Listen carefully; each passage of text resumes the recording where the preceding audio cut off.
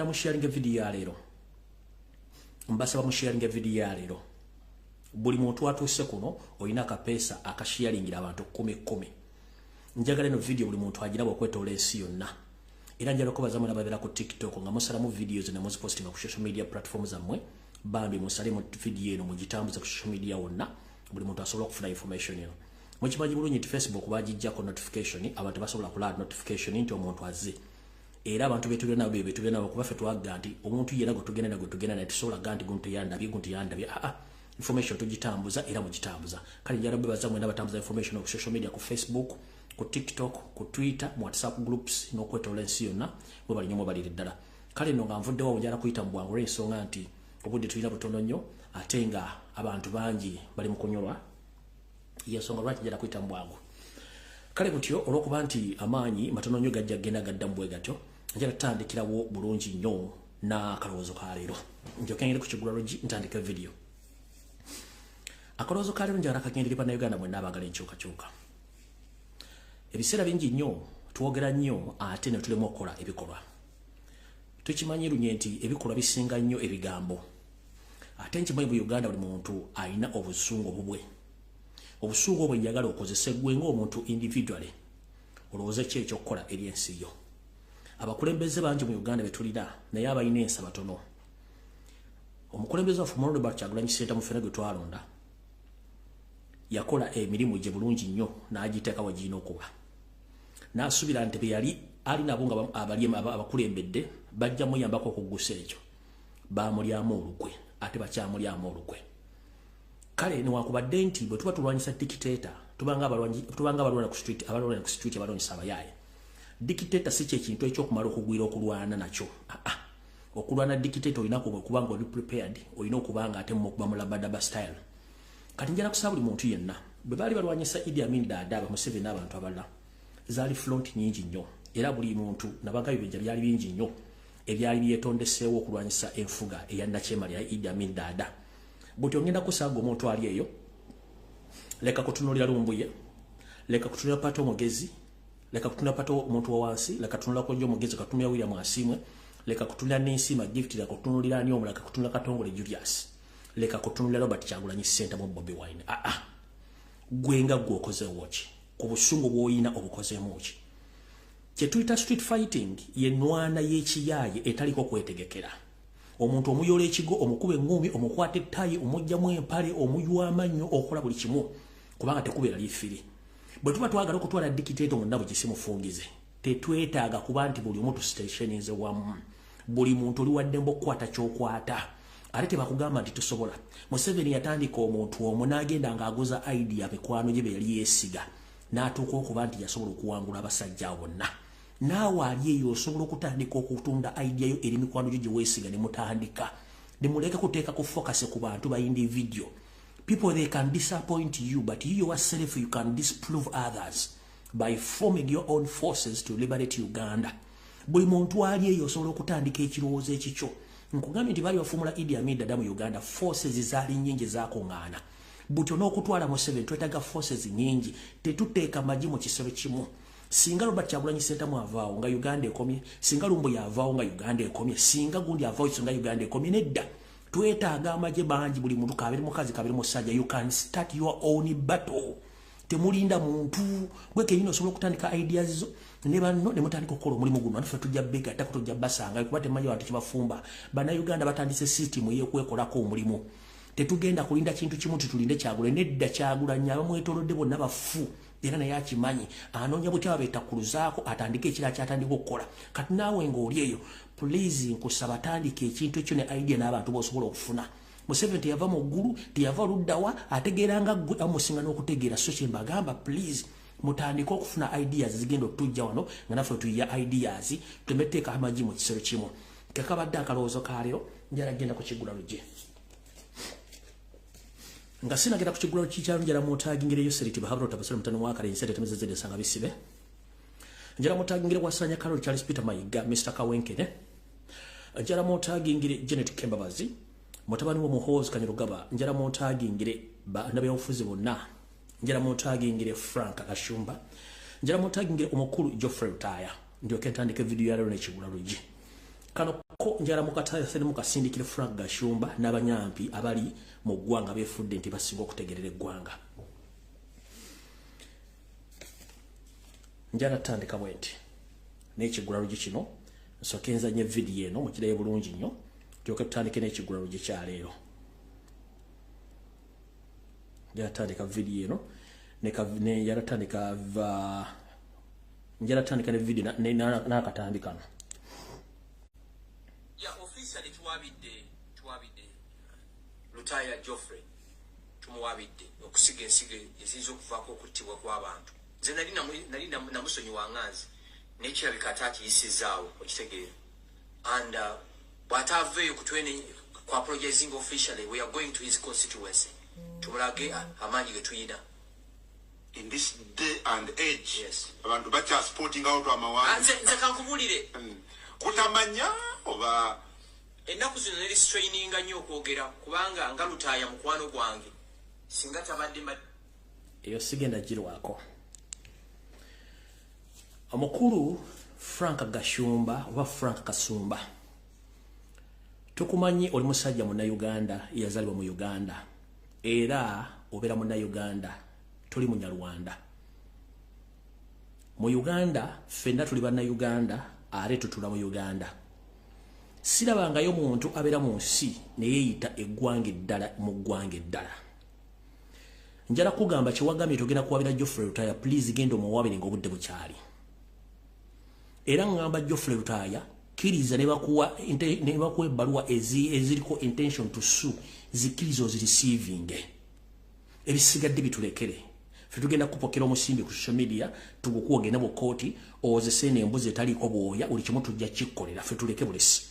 Frank Kasumba eyita Frank Gashumba, please nga nenda bugisi mufungiza olunaku enkyalo wakuna genda mu kooti oteekeyo musango owabire Geoffrey Lutaya ffe tujja kukubulya ki ekyokkola. Omanyi basajjamu mwebuzabuzanga abafuka banaaba ng'ate obwongo mwina butono nnyo. Eno message njagala egende wo Frank Gashumba oba Frank Kasumba mu kigulalugi kya leero especially kikyo. Ate nga sina kitandika nkulabula musajja mukulu Sedduvutto kirabika wakuza mutwe nga mmale amagezi wagaleka wansi. Ebiseera bisinga bw'oyogera ennyo ng'ebikolwa bitono abantu beewunya entegeerayo. Obuwanga wammwe bwe mulinamu obuwo butataliza ekisaze n'ekitasaze ekitambula n'ekitatambula y'ensonga lwaki nti olowooza ng'ekikere ekiri wabweru w'amazzi. Njala kutegeeza ekigambo kimu. Weeganya ebikolwa biwaddeko ku kamu kabaga kamuwala wagula dduuka ensi yakulabye. Ojja kubalukanga bomu kweno generation eriko. Muwala wo twamulabe nga boyfriend we. Ate nga ne boyfriend we yabaddewo mukoddomi wo. Nekikuluma n'ozimba maaso negakutumbuka oba n'otwakala amaaso ng'owulira nti omulenzi waali awujja ekiwojjolo kya muwala wo ate nga naawe okiwujja nga muli abasajja babiri ku function yemu. N'enjogera gye wayogedde singa ogyetegereza wabadde olina ekinugu ku mutima. Mweno generation Frank Gashumba ogenda kubaluka ofe oyo omwana we agenda kutta kubanga ekisooka okulembeza obujja ekyokuli okulembeza obutasoma ekyokusatu okulembeza obutamanya nti omwana abanga akuza azze emyaka 18 tumulinako control. Kati oli mvubuka abanga ayagala muwala wo good enough wafunye omusajja ayagala muwala wo kati gobo aliyako wano zaako kendeeza akamanyiro ojja kubaluka omwana ajja kubalula obalukenga bom naye awo si wengenda waawala njagala okulaga mu kigulalo kya leero. Frank Gashumba bakuwaana okudduka ate toyita wosula oba opangisa. Munnange nazzi kuno abantu bangi nnyo twabasenza mu Buganda era ne babeeramu naye ate gwe bwe bakuwaanya okudduka munnange oyagala kuyita woli. Ogambye ogenda kuwaabira Honorable Lutaya olw'okusiga ensigo ey'obukyayi muno ekisobola okuviirako abantu okwetemaatema. Era gwe n'ogamba nti talina buyinza kwogera ku bantu abayitibwa Abanyarwanda. Njala kubuuza mukulu kyogamba mu 1994 Abanyarwanda mu ggwanga erya Rwanda bwe beetemaatema akakadde kamu Geoffrey Lutaya yabagamba okwetema mwe kennyini Abanyarwanda mwetgoga nti oli Munyarwanda mwetemaatema akakadde kamu oyagala kungamba nti Geoffrey Lutaya yabalagira okwetema mwe kennyini mbanga musobola okwetema nga muli mu ggwanga lyerimu kati ate okuvunaana Geoffrey Lutaya ayogera ku nsonga z'abantu abazze okuwamba eggwanga n'omuvunaana kati gwe oyagala kwogera Geoffrey Lutaya bw'obanga oli munyarwanda nga ate oli munnayuganda wateekayo petition ewaabira ekitta abantu ekyali mu Rwanda mu 1994 before nga tonnawaabira Geoffrey Lutaya mbwa asindika message ekuma bantu omuliro soko gende obuuze mukama oyo seriti bahabula munyarwanda munno bwe mutasobola kusisira mu nsi nti mujagala ate nga mugiryamu olukwe omubuuze mwakola petition ewaabira abantu abatematema banyarwanda mu Rwanda Geoffrey Lutaya yaliyo gwe kennyini ne mukama oyo seri muli banyarwanda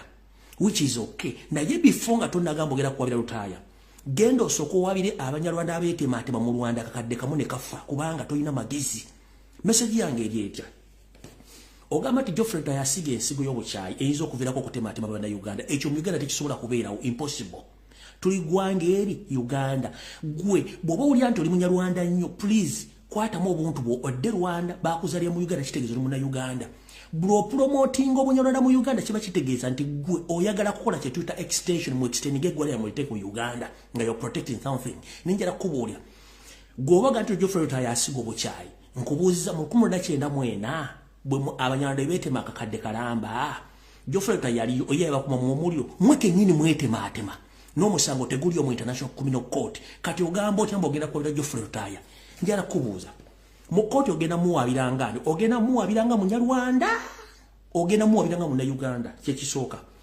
ogenda muwabira nti aleeta messages ezisosola mu bantu asosola baani abanyarwanda muva mu kitundu kye kya Uganda mwogera lulimi ki mu Uganda era musibuka wa kyekibuuzo kyenkubuuza kubanga olina okuwa omusango wabanti nze gundi oba nsosola nva mu kitundu gundi njogera olulimi gundi kigashumba abanyarwanda boogera olulimi ki mu Uganda basibuka mu kitundu ki mu Uganda gwe gubagenda okwira mu kooti so Geoffrey Lutaya ono muleka agenda akuwaabire kooti ojja gibuuza ojja kubuuza omulamuzi amba waabidde yaani ampa waabira ku lwaki kubanga mu Uganda tusina mugwa bali bayita abanyarwanda ate nga bannayuganda no fena tuli bannayuganda kati muleka agenda awaabe fo musango tujja gufacilitating ne obuuza omulamuzi ampa abirangaani era asibuka mu kitundu kye kya Uganda boogera lulimi ki kubanga amawanga gasanga mu Uganda tugamanyi okitegedde bulungi mukulu kati nobanga otinkula entalo tobanga totinkulanya entalo ne wesiga omuntu bajja kulekayo kubanga gwe mwina kye mutambuze ne mu 7 ekibalimi okugusa ne mujja kigusa ng'ensi etegedde naye temujja kigusa ku bannayuganda wali mu lukwe olwatta Sulaiman Jakana Nadduli video gye ziri tosobola kwegaana era muzeeyi Nadduli akimanyi lwakuba asirise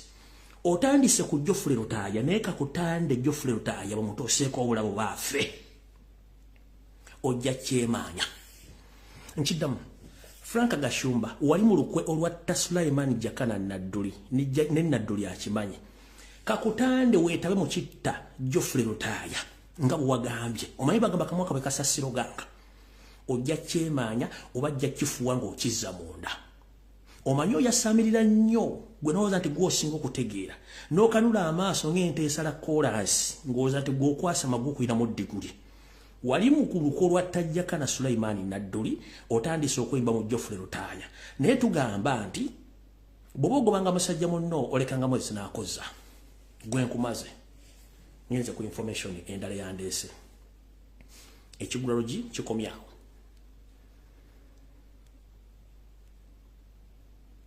kansule nti wasanya kaloli Mr.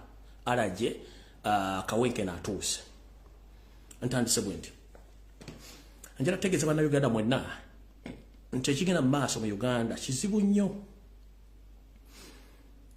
ekitongole ekirwanizi ky'eddembe eky'ensi yonna nga kisibuka mu UN officially Museveni yaganye okuzza endagaano yakyo bupya ekya International Human Rights Organization offices zaakyo zigenda kugalibwa permanent n'emirimu gyakyo kino nga nze alengerera ewala kimpadde okutya nti bandibanga abasajja bano baagala kukola kye tuyita genocide mu Uganda nga tewaliwo muntu yenna asobola bakuba ku mukono nkiddamu ekitongole kye bayita International Human Rights Organization nga kiri under UN offices zaakyo mu Kampala Museveni yalagidde ziggalwe ne license yaakyo bagigalewo era tegenda kuzibwa bujja kitegeeza nti buli muntu yenna mu Uganda atulugunyizibwa tulinddamu kuwa musango wantu wonna olw'ensonga kati tewali muntu agenda kugobera musango wadde okulabira okugulaba yensonga lwaki mulaba nti ne Uganda Human Rights Commission director gobalono mpya munnange yogeranga wala kubanga babadde bakimanyi nti waliwo ekijja nti UN bagenda jigwa mu Uganda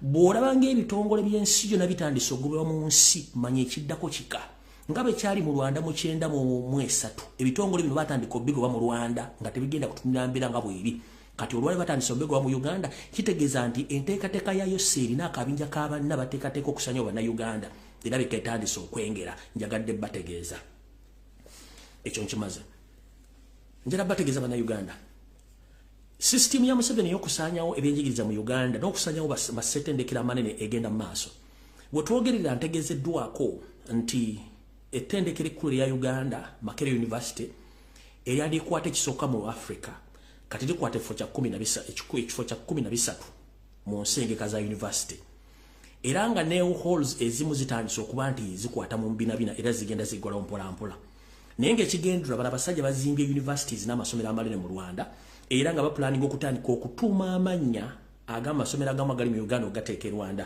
gamba ng'okutuuma Makerere University Rwanda era campus essaayo ne bagenda giggulawo ndowooza mubira bulungi nnyo kambi batere wano ku mutimbagano mubira bulungi nnyo bamaze okutta Makerere University kati bapulaninga okuzimba oba okuggulawo university yango bagita Makerere University ngeri mu Rwanda ng'eyaffe bamaze ogitta n'amasomero amala butyo mugala bulungi nnyo nti bagenda kuggulawo university gye bayita Makerere University mu Rwanda ng'eyaffe bamaze ogitta nga buli kimu bamaze okitta ekyo natonza mukitegedde bulungi nnyo era ekyo kijja baleetera okuba nti n'ebintu bye tusoma mu Uganda tebikyasobola kuba nti birina amakulu awo nno sigenda kulwawo okujjako okuba nkyabayisa mu bwangu mbawe information eriwo then tulyoke tugende ku kiki ekyatuleese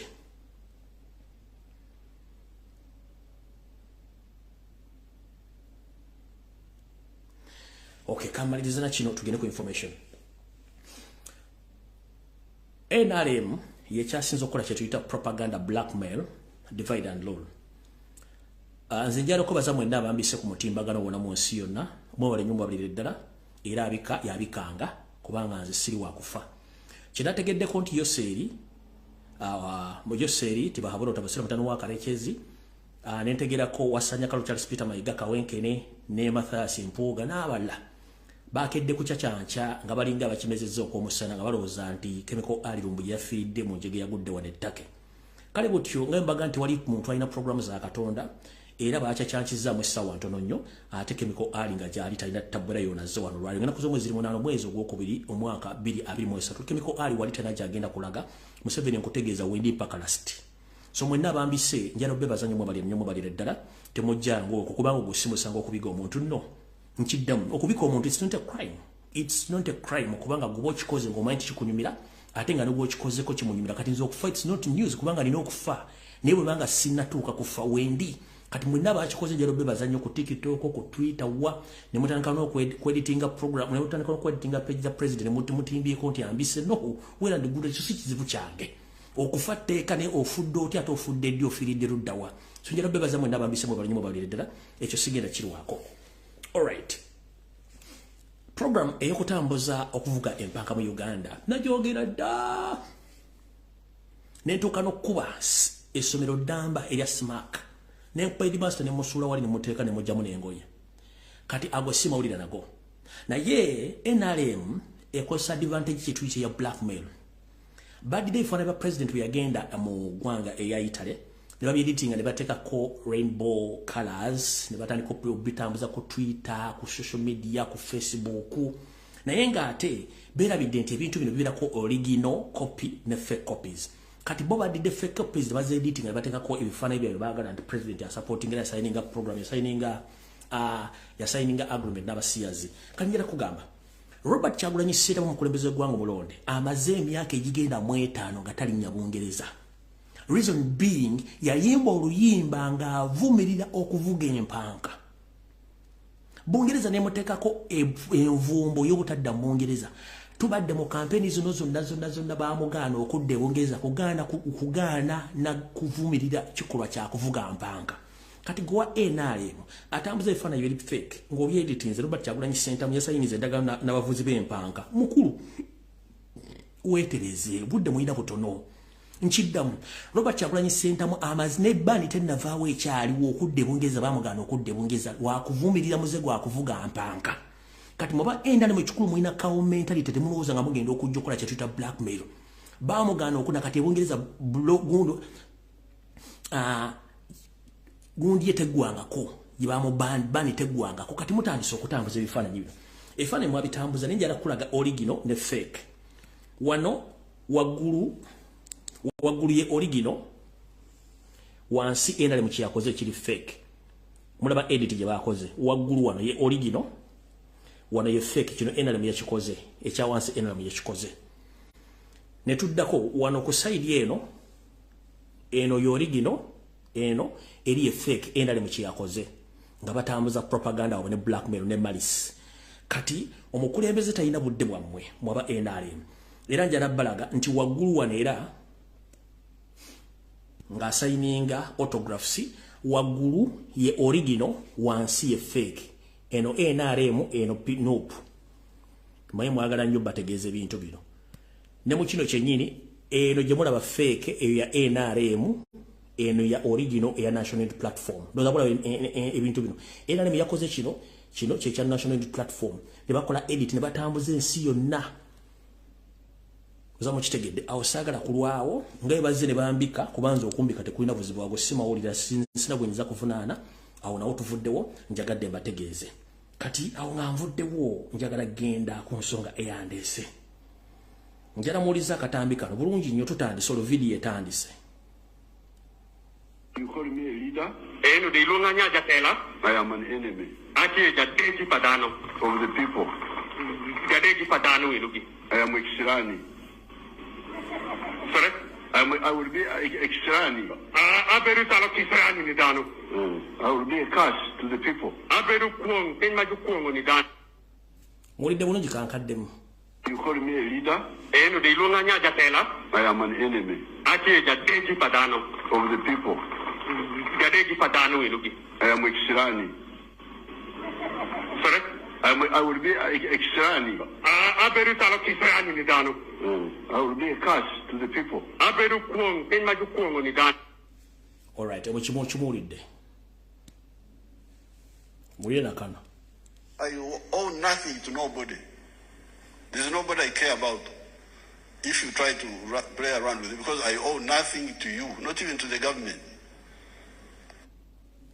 mukawulidde I owe nothing to nobody. There's nobody I care about.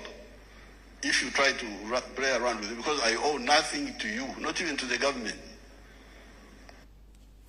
alright kati kano kabanyankole mwenna buli munyankole ejjali muwulirize kano We had a little king there in Angola called Ruambansi, that is controller of the whole world. That's what those Banyankole thought. That little king there of ours.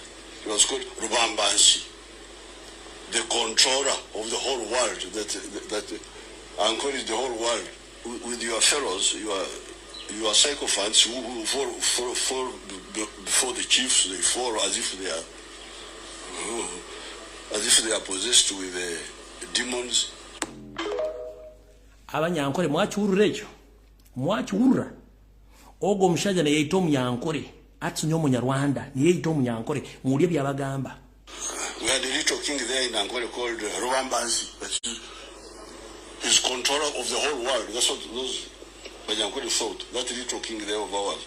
He was called Ruambansi, the controller of the whole world. That Angola is the whole world. With your fellows, your sycophants who fall before the chiefs, they fall as if they are possessed with demons. alright mukiwulidde bulungi nnyo kati njala tandika vidiyo mu butongole eyaleero tutandike bulungi nnyo buli muntu ategeere kiki tuyita information tutandise tute kansubire nti yoseriti bahabula otabasira mutano wakale kinseere temuzezedde nsanga bisibe otuuse olwaleero naye bifo nga sinagendako ggwe lwaki sisooka nawasanya Kaloli Charles Peter Mayiga kansubire nti president wange omulolo Kyagulanyi Ssentamu otuuse katandike naawe president njagala okukulobera tokutegeeza manyi obaddeko mu bendo oyinza okuba tonatuuka Kampala nti enteekateeka namutaayika ey'abasajja abakwekiise mu lubirizi omuli omukulu Mathathi Mpuuga Muwanga Kivumbi ne Wasanya Kalolo Charles Peter Mayiga Mr. Kawenkene nkankubulyo version endala gy'otaamanya. Abasajja bano balina enteekateeka nga bwe nakugambye nti baafuna obukadde 15 wa $. Ne bagulako ekizimbe ekansanga, ne bagulako ekizimbe mu bitundu by'e Masaka okuteekawo office mwe bagenda okuyita okutandikawo enteekateeka y'okwawulamu Noopu. Ekyo nakyo ndowooza wakitegedde bulungi nnyo. Amannya ngayitanja gasomo kina bakisaanidde munniide mu kwata empola. Ne President kankuzzeeko kemabega otegeere. Munnanga abasajja bano abantu bakulembedde okusaanyaawo Mayiga yakulembedde, Mpuuga wakubiri, Muwanga Kivumbi wakusatu n'akabinja akalala akalyawo konna amannya ngalina ano gyegasumbuga nageetaagisiza. Munnange bwe bakuleeta emmengo tewamanya kikyaliyo. Nakubudde nti pressure yali eva mu kyebayita nti Museveni ayagala kyebayita dialogue. Ekyo nakyo wakitegedde bulungi. Ne before dialogue waliwo enteekateeka endala gy'otaamanya. Wasanya yagamba nti kyetaagisa Uganda tuyineemu era buli mukulembeze amukyaze Mengo with the intention, hidden intention yaliyo. Yali nti Wasanya alina enteekateeka ereeta Muhoozi Kanyirupame Mengo. Ne bali tebasobola kuleeta Kanyirupame Mengo nga tebasoose kuleeta gwe. Okugyawo kiri nti Wasanya yaleeta Muhoozi Mengo n'agaana omwana wa Buganda omuleete Mengo okwogerako naye. Kyebasooka okukola kati gwe kwe kuleeta nga bakozesezza Mpuuga ne Muwanga Kivumbi bakuleeta Mengo, then after balyoka baleete Muhoozi Kanyirupame Mengo bo bakole kyebaagala kubanga baagala kulabisa nsi nti ono next president addako. Kyatandise kitya? Sharing a video. Njala mutangira Kimuhoozi project. N'oyo Kabande yito omusajja Omuganda nga te musajja Munyarwanda. Kati kansooke neno video mujja kutya. Sharing a video gwenze ntandise. Ono ye Kabanda. Njala nsooke nzanye ka video ke mukale bulungi. Musajja Munyarwanda yeyita Muganda. Huyo. Ogira bwaki bwanyuma byone bikolebwa emikolo kukigambaho civil societies. Oyo yeyita Kabanda musajja Muganda oyo. No celebrating akonka kubi. Aha. Abufato kubasa ku celebrating ekintu kikiro. Njina ko celebrating ekintu ekiwasinguye. Ati balino ba celebrating ati. Aha. Omuntu wano za ku celebrating birthday ya yemyaka 30 no celebrating mu myaka 30 najimarako ati ndiyo nitaho mwako bundi. Ati yo government te kubasa kutoleka nkwenguzi. Twagirwanisa kushikaha. Kati oye Kabanda omusajja yeyita omunyankole kumbe musajja Munyarwanda. Okuyingiza Muhoozi project Mengo bagenda kikola bati batandise bati. Kana akabinja ka Muhoozi project nga kakulembeddwamu ono David Kabanda. Kaze mu ngeri y'obubba ne kayingira mu masire kasubi era nga bakakulembedde mu bantu b'Emmengo abatambuza obutwa n'okusaanya Uganda. Genda ku Twitter y'omukulu ono Kabanda, David Kabanda on Twitter ojja kulaba ngage bagenze masiro ge kasubi ne bakyaza Muhoozi project nga bawaddeyo ebirabo mu nteekateeka ekiddako bagenda kuddabulanga Emmengo. Omanyize byange mbyogera ne information nga njirina seetaaga kulimba muntu. Sorry.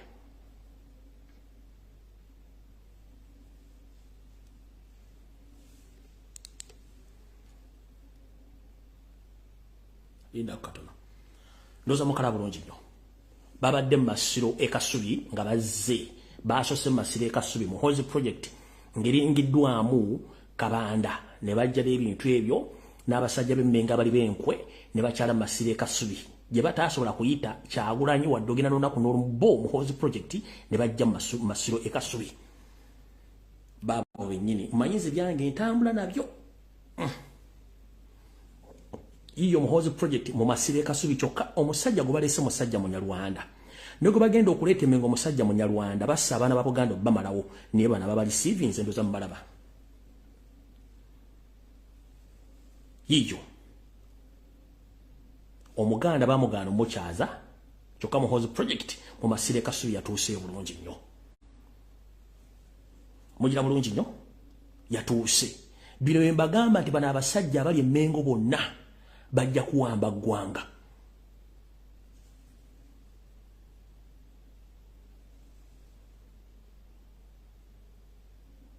Bwe bava obajja Emmengo Mbulange balete Muhoozi project.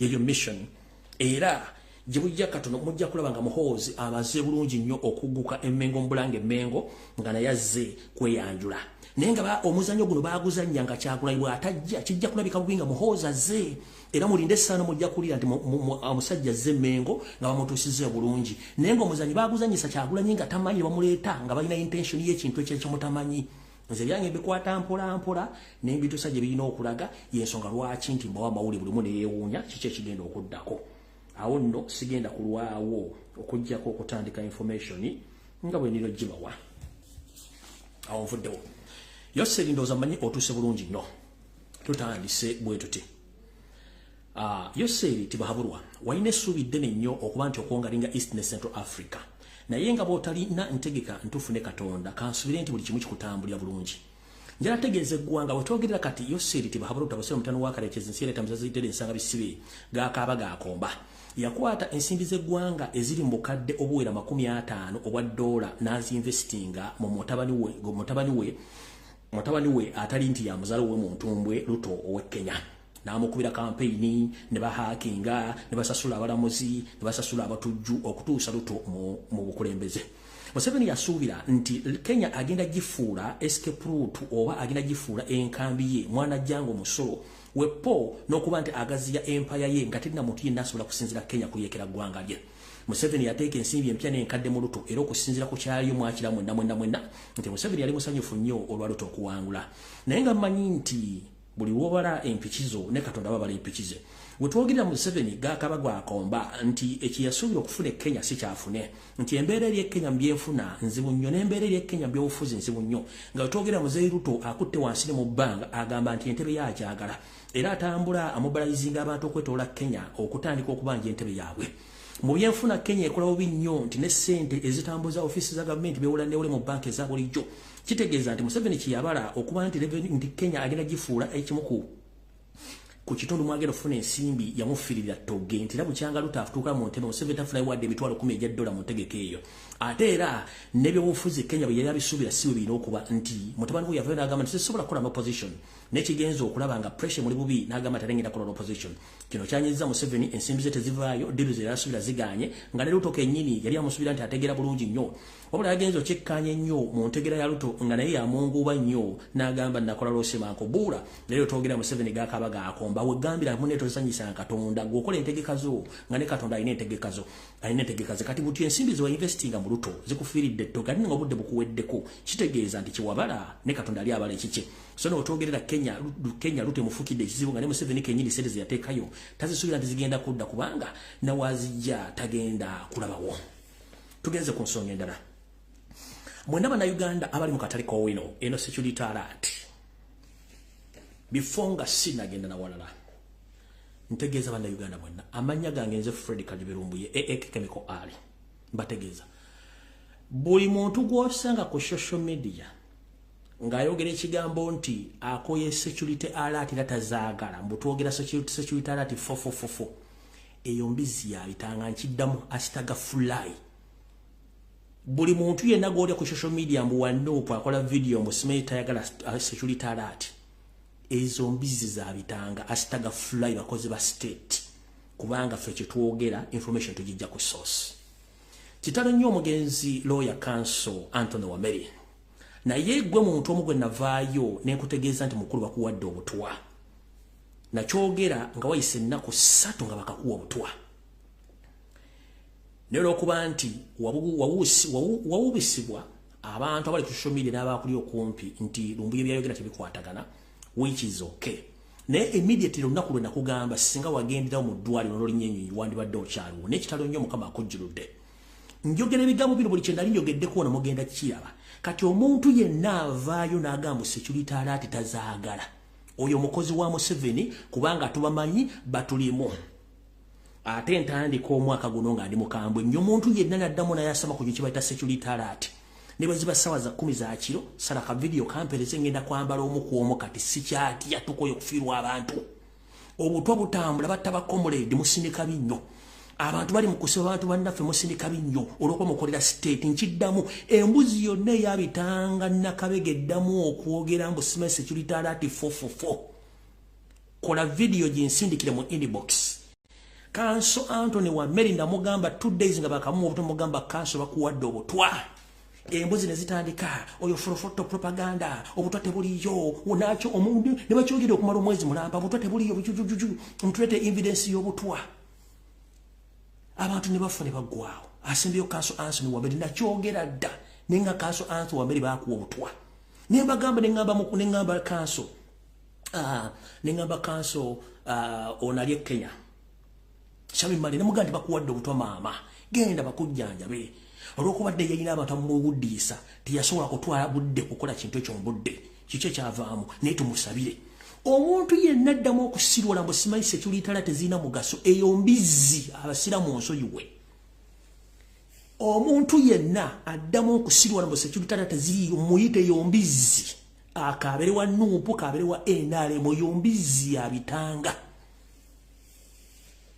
kubanga buli kyenjogeddeko mu sekulitala tekituukidde n'ebirabe kyajja nkiddamu kabere mukazi kabere musajja kaberani waliwo akabinja kali mu Nuupu nga takotukoleramu kali mu kudefendinga gavumenti nga bebuzaabuzanga bafuka banaaba buli kyetwogera kye badespising buli kyetwogera kye bamenyawo so nga ate omupiira baguvuga baguzza wannakyemalira nkiddamu buli muntu yenna agamba nti security taziriyo ani full block abambega ba Museveni batulimu.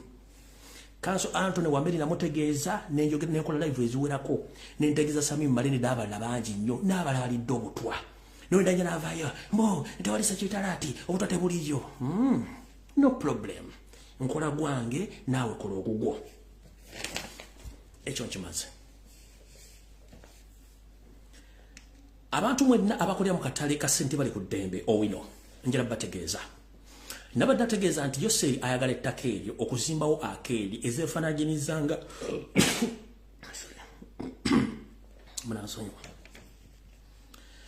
bwe nabagamba nti Yoseri ayagala ettaka eryo okuzimbawo shopping malls oba akeeri ezeefaananyiriza ku kisaawe nakifo ettaka eryo Museveni alyagala essaawa yonna bagenda bakumako omuliro.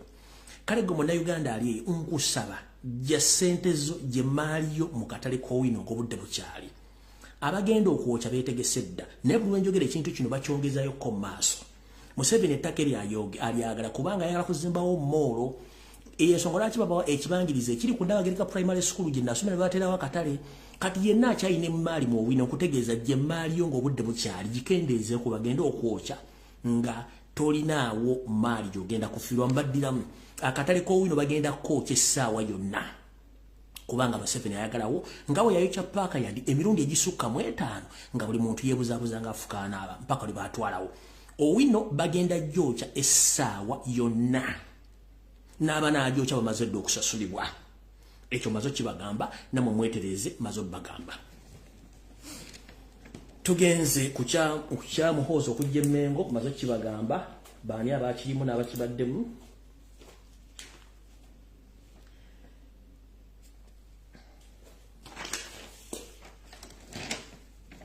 Tugenze ku information endala.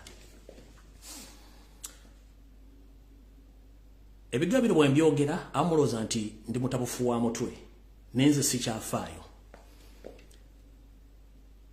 Olwayokere ne postinga video ya muganda wange Wayisa Mufumbira.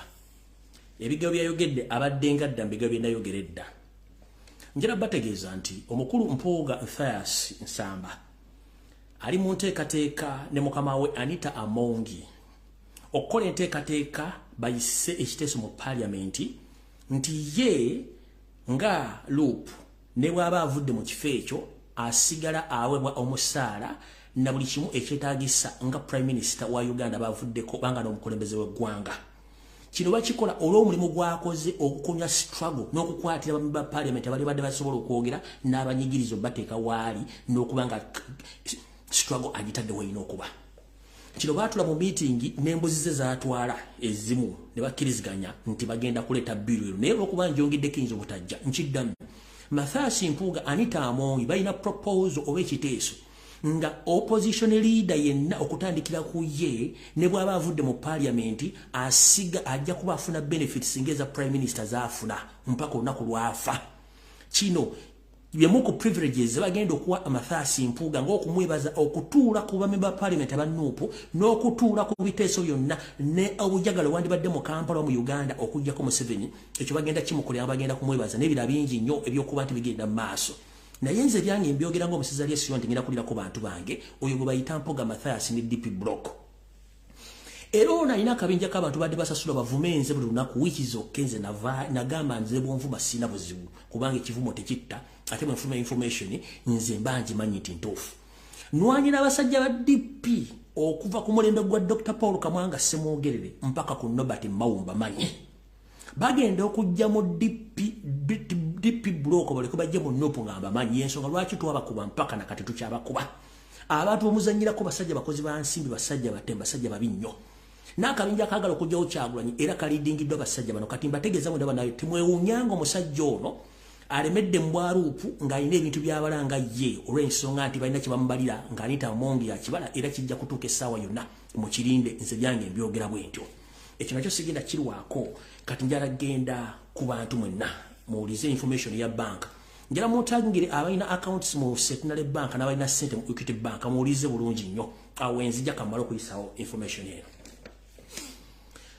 njala bategeeza nti eggwanga Uganda libadde mu ntata ey'okuba nti buli muntu alina essimu ey'omungalo eyabuyonjo obanga olina eyabuyonjo smartphone obadde obegebwa ng'oyitibwa mu message eziri nnomo n'okuba nti n'amasimu gemukuba direct bagahakinga Yoseri abadde akozesa software ow'eggwanga erya Israeli gwe bayita Pegasus amukozesa okuspyinga ku bantu bonna naye yakola ensobi n'akozesa software eno okuspyinga ku ggwanga erya Amerika n'erya Bungereza ng'akozesa ayita mu embassy zaayo eggwanga lya Bungereza lyategeera nti Museveni abadde abega ba ambassador n'abakozi baamu ng'akozesa software Pegasus Bungereza bwe yategeera netegeeza muto waayo Amerika ne mugamba nti abasajja atubega ng'ayita mu embassy zaffe ng'akozesa Pegasus Bungereza netegeeza muto waayo Amerika netegeeza Israeli nti tukutegeeza ono software gwomukozesa oyina kampuni gyewamuwa nemuguza Museveni genda mangu otegeeze kampuni eyo ejje software wa Pegasus mu Uganda ne gadgeti zonna mu Uganda ng'obudde bukyali butyo Israeli netegeeza kampuni yaguza Uganda software Pegasus nti software tumutwala ne gadget ezibadde zikola mwazikozesa bubi era wetwogera essaawa zino buli abadde eralikira nti Pegasus software hacking amasimu na buli kimu waali bamujjawo dda bamutwala olw'ensonga nti Museveni bamuwabira nga badde abega embassy zino ebbiri nga information yamanyi gyagitwala so software ya Pegasus mu Uganda nye kati Museveni ali ku ki wetwogerera kati ziweze weeks 2 nga ombaka wa Kampala Central Muhammad Nsereko Kagege ali mu kibuga Istanbul ekya Turkey wepo n'omumyuka wa Ssemwayo omukyalo Munyarwanda bwe mwana banga bamudikolete nze byambali bya polisi nga bali wano mu kibuga Istanbul bali mu kunoonya software omulala katale akaddugavu ngera bali mu kumunoonya basajja abarusia nga bali ku black market banoonya software omulala anaakolanga wa Pegasus Nsereko Muhammad obadde mu Istanbul nga nkumanyi nti mwoli n'oyo omukazi ekyakuleta kwe kunoonya kuba wagamba Yosiri nti osobola okujja n'ofuna software afaanagana n'oli wa Pegasus naye ng'ekyakuleta n'ekimu ekirala kyakubega Lumbuye waali n'oyo omukazi ali awo nga bwe tukumanyi nti gwe bootasiba zipu era nkimanyi nti oli mu kujja kiwojjolo nga muli kulyasereza gavumenti naye njala kutegeeza nti ebintu bwazza okukola tojja bifuna ate nakugamba dda nti bakunoonya naye towulira kale butyo nga nina bugisimufungize kiwajja togenda kifuna ate wano tojja kifunawo byonna bimukola okusipenga kuba naye tebigenda kusoboka oli wano almost obadde wiiki etandise yakubiri ng'oli mu kunoonya buti mugenda okufuna software omulala nga Pegasus mbamawazo mubajjako naye tojja mufuna ekyo kyo nkikubuli tojja kufuna software oyo nga mwaga nti mwagala munoonya muli wano abantu babiri n'oyo mukazi deputy director wa CIA wa CMI nawe muli wano munoonya software afaanagana wa Pegasus naye temujja mufuna naye nga nkimanyi bali mu Istanbul almost 1 week eno mukutte yakubiri nkimanyi bulungi nnyo you are tracing me but you are omala biseera tosobola kuba nkimanyi bulungi nnyo kuba ku black market wantojja mufu bagenda kusibira bwereere ate kasitaba n'akimanyako bowedde kati butyo munnanga omwami bamaze wiiki 2 ng'ali wano ng'ali mu kukola akunoonya bintu ebyo naye muganda wange obusiru wayonka buyonke emirimu gya kitawe gye yakola nga mirembe gya Amini oba ogiremeddemu ojja kufa puleesa tugenze ku nsonga enkulu eyatuleese ntandise bwenti bobo manyi ngoli mu Uganda ngoina smartphone ngoina account mu Centenary Bank ne Equity Bank so kokole bwoti nzizemba labulo okujja ensimbi za mu bank ezenjawulo mu Uganda nga mu mpakanya naye abantu bangi bali mu kubibwako sereza mu account zaabwe kati before nga sinagenda wala kwate simu ye yabuyonjo gwali mu Uganda mpuliriza no bango libweru kwate simu ye yabuyonjo ojjemu app ya Equity Bank nchiddamu bobo yagala okusavinga sente zo soko twine system zili bbiri waliwo gye tuyita manual system n'automatic system. Manual system ye system enkadde gyogenda no bankinga sente zo n'ogenda era n'ozijja ku account oba n'ogenda watera n'akuwa sente egye tuyita manual system. Kati automatic system baje bayita electronic banking system mu bagenda okubabbira sente za bazibajjeko mwenna. Bobo ina app nga ya Centenary ngeri ku simu yo osobola okubankingirako oba okutransferinga sente zo ng'okozesa simu. Nkuwaga abwanga na bugye simu fungize uninstall that app before it's too late. System gye bayitamu okubba sente zezimu ku system eza app eziri ku simu zammwe. Bobo ina app ya Equity Bank uninstall it before it's too late. Uninstall app ya Centenary Bank ne bank endala zonna mu Uganda kasito bango ina app yo gijjemu otherwise bagenda babba sente za bazibale ku simu zammwe bazimale ku account zammwe. Nzemba gabigambo bino nga mulowooza omusajja ono asaaga naye mbakubidde omulango takungula mujje sente ku account muganye Equity etandise okubba sente. Kati njala tandika bwenti mulize bulungi nnyo. Abantu bangi babbiddwa sente zaabwe ku Equity Bank ne Centenary Bank. Ngenda bawa records buli kimu n'ekimu kitegere bulungi nnyo. Wulira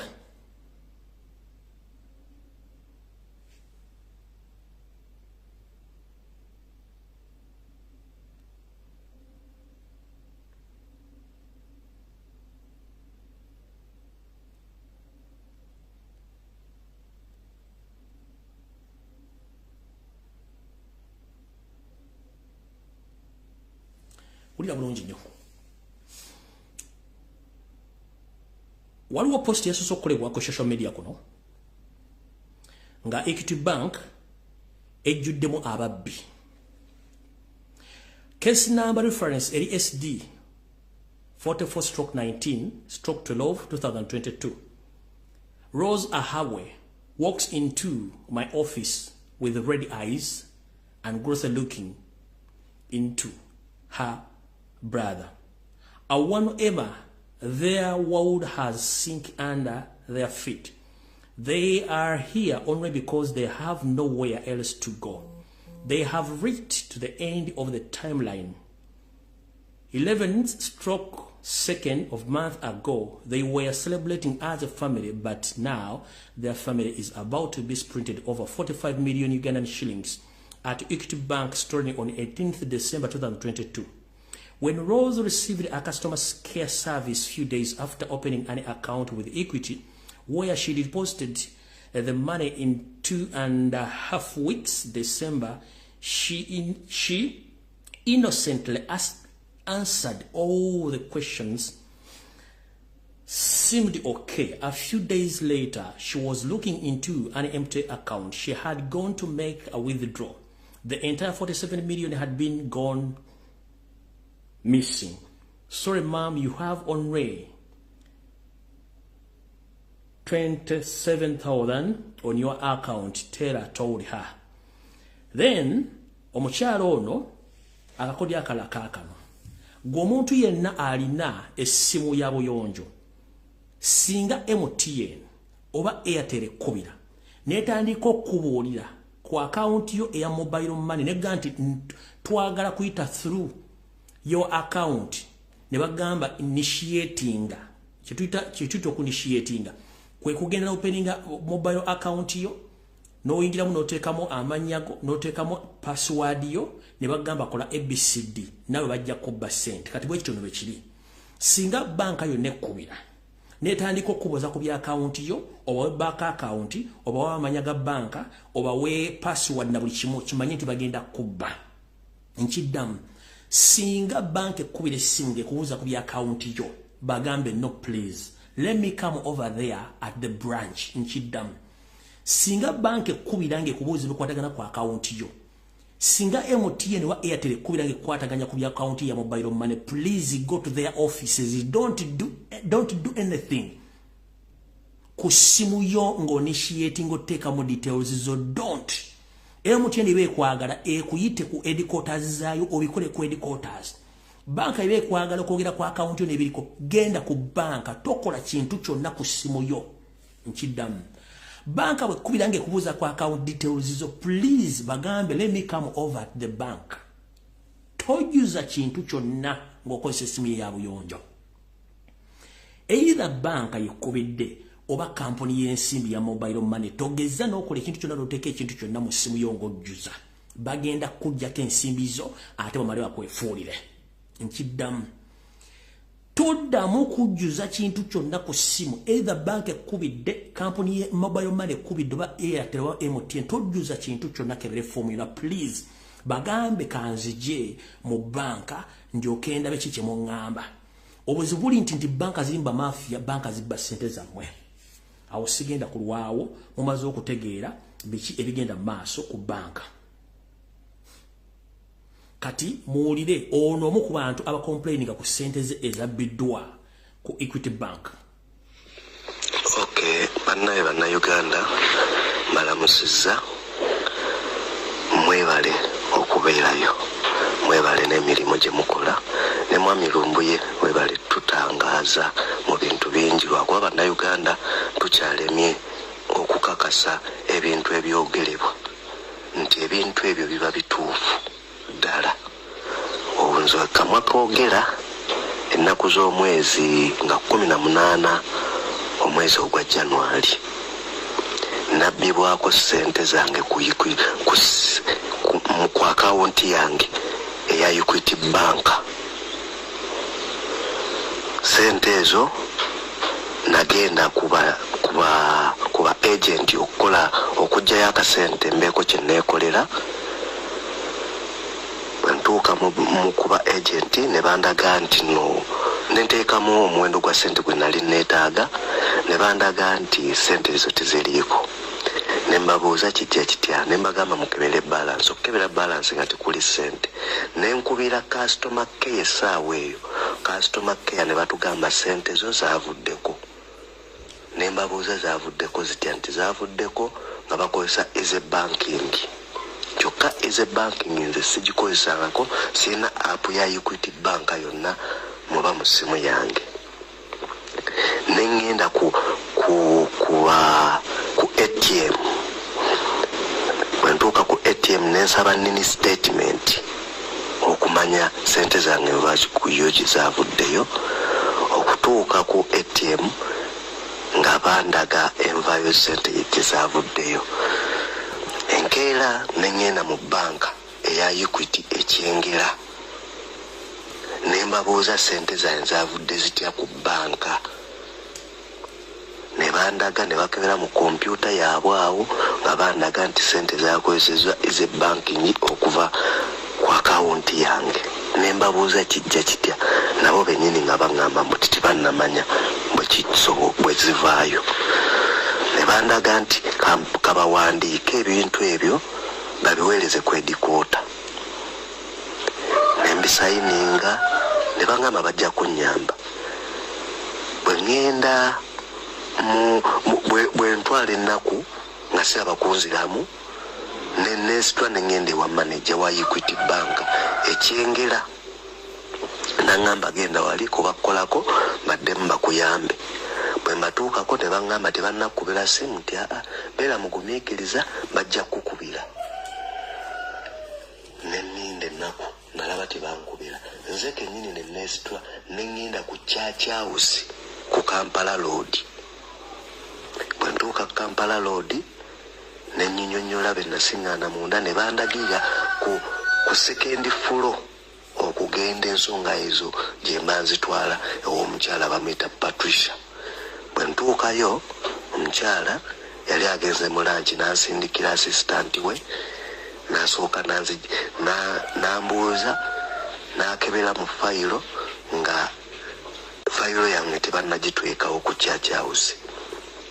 Ne bambuuza nti waloopawa, ne mbagamba ekyengera. nengenda ne bakubira ab'ekyengera essimu ne babiweereza ku kompyuta nga wendi awo ne baddamu ne bakebera mu fayiro nabo bennyini ne baddamu ne banzijjako statement buto ne bamuuza wa reporting ku police consent ye ne reference ya police ne baginzijjako ne bangamba bajja kunkubira bwe bagamba nti bajja kunkubira ne ngenda bwe wayitawo wiiki nga 2 emu kitundu awo nga tebankubiranga nenzirayo ekyomukisa omulungi Patricia namusangayo nangamba nali mmanyi twakkubira naye katuddemu tukole okunoonyereza tujja kukuddira up to now sifunanga simu yonna eva mu Equity Bank naye neebuuza sente z'abantu zivaako zitya ku ssimu nga ATM ngiina sigamba nti neebuuza sente z'abantu envaayo gye zivaayo ate nga bwenkoze okunoonyereza mu bantu bonna ekyamazima abantu nga bagamba sente ku Equity Bank zivaayo n'ofuna message naye nga ate tonnagendako mu banka kujjayo sente bwe nalipootingako ku poliisi ne mbabuulira banka gye mbadde nkozesa baŋŋamba banka eyo keesi nnyingi ezizze wano nga bayogera Equity Bank so bannayuganda twetaaga okwegendereza ennyo oba sente tuzisimire bunnya tuziterekenga mu mayumba gaffe oba tuzeesibenga mu kiwatwawo kye tutamanyi naye sente z'abantu zitandise zibula lwakuba abamu tebavaayo kwogera sente zaabwe zaali njiigi endowooza okuzza abaana ku masomero simanyi oyo omu eri message yensomye omukyalo obufumbo bugenda kufa bamujjako $1,7 okuva ku akaunti ku Equity Bank nina abantu bangi nnyo abafereddwa sente zaabwe nga zigiddwa ku akaunti mu Equity Bank kati wano tugenda ku Centenary manyiza byange mbikwata mpola ene ebbaluwa baafera omusajja nga abasabira ne bagimuwa ne bamubala omufuulo n'abawandiikira nga complaininga ku $1.1 ze bajja ku akaunti nga amaze okusasula looni ne buzanga abafuka banaaba yiye ebbaluwa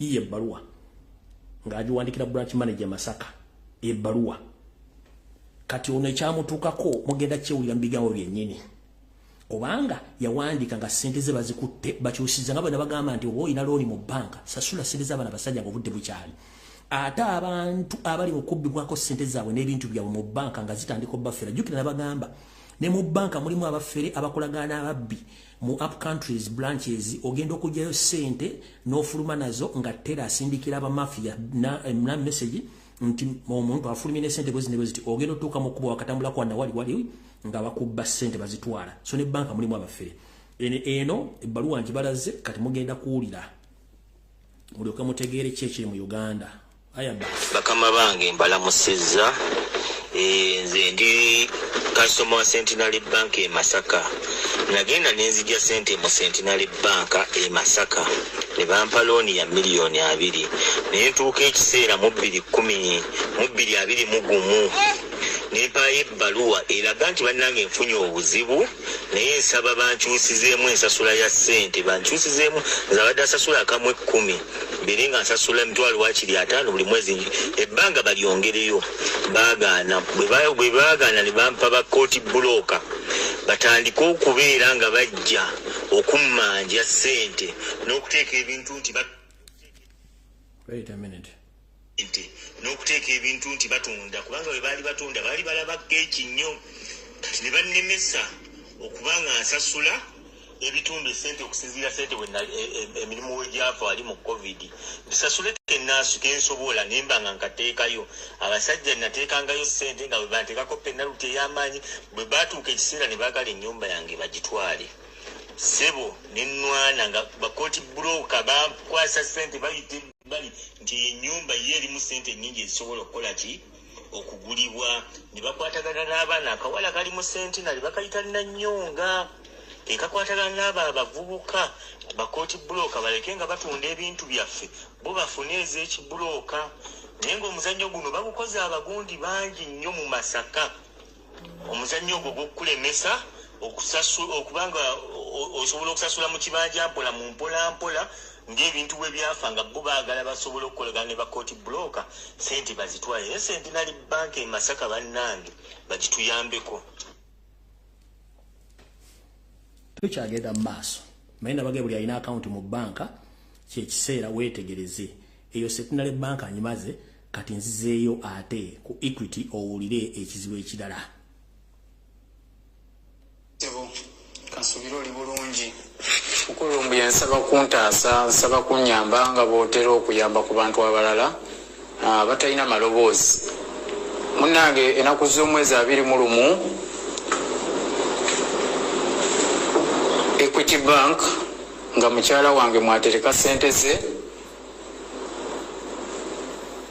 bwakya ku makya ennaku z'omwezi 21 ku makya sawa 2 agenda okucekinga ku simu ye nga asangako message za Equity Bank nga zimwebaza okubankinga nabo. Bwe yagenda mu inbox okwetegereza message ezo nga agenda okulaba nga kuliko enamba ezigenzeeko sente. Enamba emu yali egenzeeko $55,000, enamba endala ng'egenzeeko obukadde 3, enamba endala ng'egenzeeko akakadde kamu $9,900. Naye wano mu message yali tasobola kuzisoma kumalayo namba ezo zaalinga za kitundu naye nga wali zimulaga nti ze zigenzeeko sente. Mukyala wange kyeyakola immediately nansindikira message kubanga tetubeera wamu olw'emirimu kyenkwasaganya. Nansindikira message nangamba nti balabika batubye sente. Kakati nemugamba batubye sente batya. Nangamba nva okebera ku application yange ya Equity Easy Banking endaga nti balance aliko wa $7,000. Ate nina enamba zendaba wano Equity Bank zempeereziza message nga namba sizimanyi naye nga ziraga nti kwe kugenze sente. Nemugamba kwata boda ogende ku Church House ku Kampala Road obabuuze sente zange zirazeewa.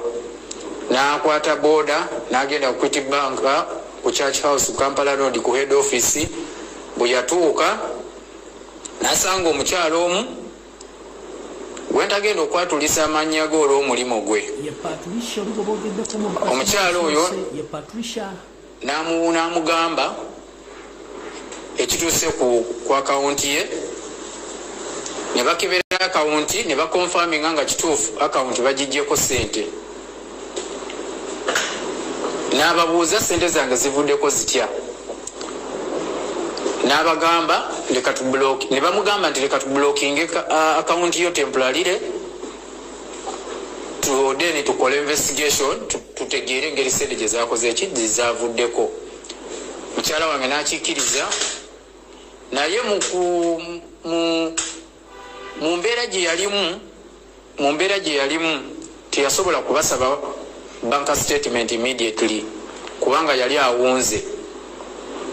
So bwe bamugamba we batyo ne bamugamba nti investigation zigenda kumala ewiiki 3.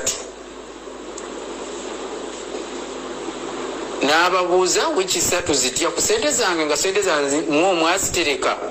Ne bamugamba kye tulina okukola ekyo. Madamu wange n'alinya boda n'addayo nga awunze. Enkeera ne mugamba agende ku CPS aripotinga ogwo omusango. N'aguripotinga. Bwe yaguripotinga ne tubeerako n'omuntu omu gwe twayogera naye ne tumubuulira n'abeerako naye n'omuntu omu mu banka eya Equity gwe yayogera naye ensonga yaffe neva ku wiiki esatu ze baali bagambye eza investigation negenda mu nnaku 2 era mu nnaku nga 2 ku 3 baali bamukubidde essimu nga investigation ziwedde. Investigation bwe zaggwa ne bamukubira essimu nti jangu komawo ebintu byo tubimaze. Munnange mukyala wange n'alowooza nti bategedde ensobi sente kizaalaze bagenda ku livansinga sente bazikomyewo. Mukyala wange yatuuka eyo yali shocked. Bamugamba nti esente wano system etulaga nti essimu we wagisharinze. Kakati mukyala wange n'ababuuza message eza banka ziraga nti sente transaction zakolebwa saawa 9 ogw'okumakya nga nze neebase. Essimu yange embeera nayo nga neebase, ekiro ekyo nali neebase. Transaction message sente zanziraga nti zavaako saawa 9 ogw'okumakya nali neebase. Kijja kitya nti system yamwe egamba nti nali na sharing essimu ku saawa ezo ng'ate nali neebase. Omukyalo oyo gwe tutagenda kwogera linnya kati olw'omulimu gwoba yamugamba ffe kati tetulina kyakukolera okuggyako olina kugenda simanyi kati awo gavumenti yerina okubikolako, olina okugenda ku poliisi simanyi cyber simanyi biki cyber security simanyi bakole investigation. Mukyala wange n'avaayo ate ng'awunze. Bw'avaayo ng'awunze n'alinya boda n'addayo ewaka. Bw'addayo ewaka n'embeera n'omuntu gwe nagezaako okwogerezeganya naye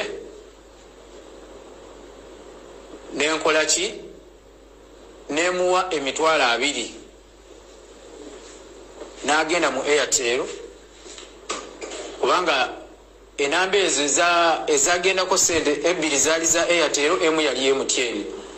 N'agenda mu Airtel n'akebera nga twagala kulaba abaani abaatutte sente. Bwe yatuuka mu Airtel system yamulaga oba print out gye baamuwa yamulaga nti sente simu kaadi ezagendako sente diiru yeetooloolera ku bantu 3 ne beekubira amasimu ku ezo simu tewali muntu mulala gwe tusobola third party muntu mulala gwe tusobola kukwata aproducing ba victim. Era ini ne ziraga nti era teziriiko. Bazikolerako omuzanyo gwabwe ne bamala ne baziggyako abakikola bonna. Naye bwe tubeera awo ne tubinga ejiginga mu looya nga tulaba bitulemeredde. Bwe tufuna looya n'abawandiikira, looya yasooka atwadvisinga kugenda ku branch kwe twaggulirawo akawunti eyo. Akawunti eyo etudde ku branch ya Energy Center. Kakati ne bagenda ku branch y'oku Energy Center ne bawaayo okwemulugunya kwabwe. Mukyala wange waawaayo okwemulugunya ne bamugamba nti tugenda kukubira after 2 days. Bambi omukyala eyabakolako n'amukubira ne baddamu ne bakola investigation endala.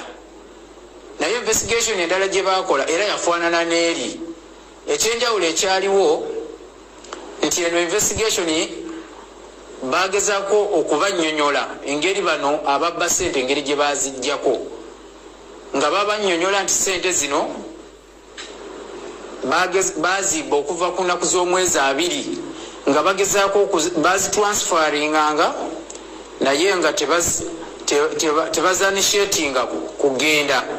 Bakola transfer y'esente naye nga tebacompletinga gundi eyo ya transaction nga tebagimalaayo. Ne bazisikako emirundi 3 mu ssaawa ez'enjawulo.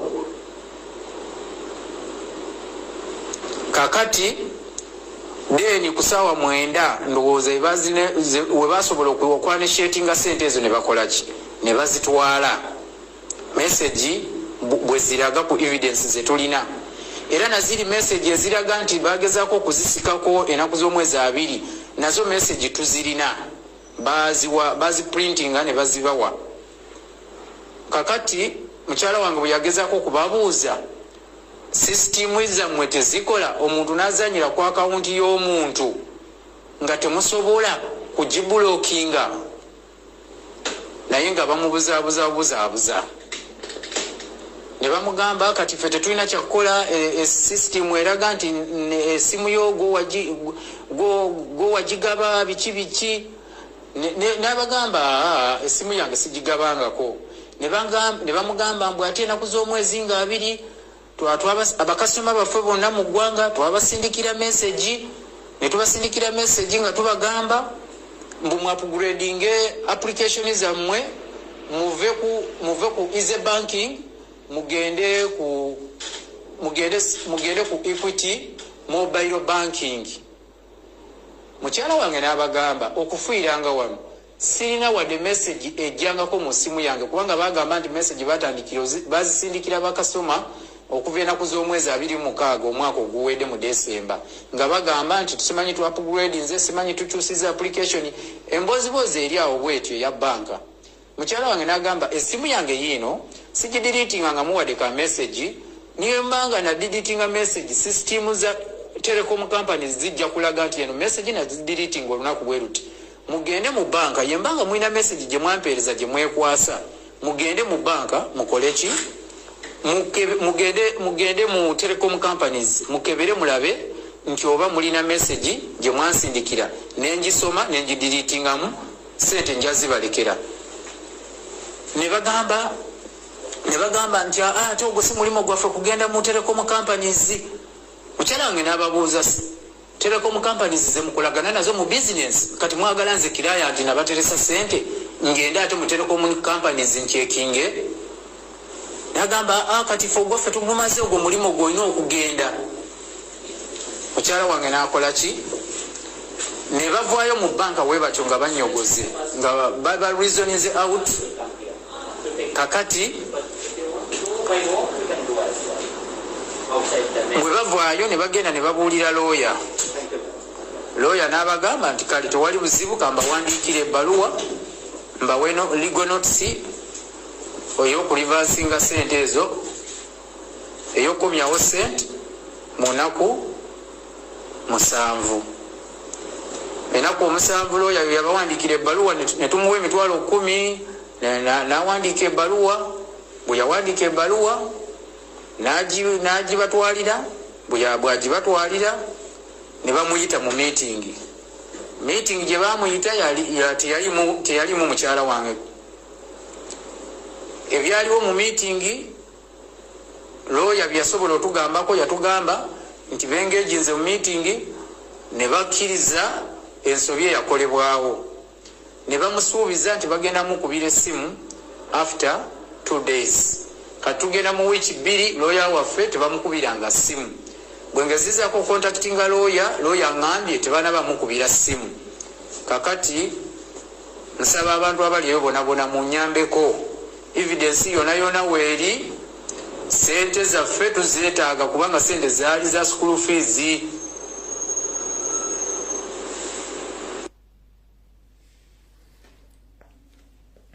Ndowooza muwulidde. Omanyi bannayuganda mwetaaga okkuba emiggo. Ebintu bingi tubibagamba ne mulowooza tebiriiyo. Bimala batuukako ne mulyoka mutegeera nti bituuseewo. Alright. Kati tulina eddakiika 40 gakkubira mu ssimu. Then program ya Namwatu ejja kujja ku Lwokutaano. Njala kutama simu buli omu ofuutuke ebigwe byagala okufuutuka. Omusimu ngatadde. Banka muziwulidde kyezi kizirimu nze ntadde amasimu. Tulina eddakiika 40 kuba sisukka ssaawa 4 buli omu oyogere ky'oyagala. Essimu yiyo WhatsApp, strictly WhatsApp.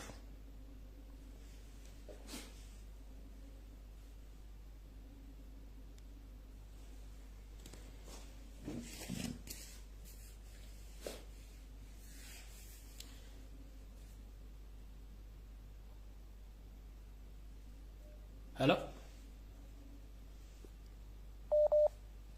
Hello?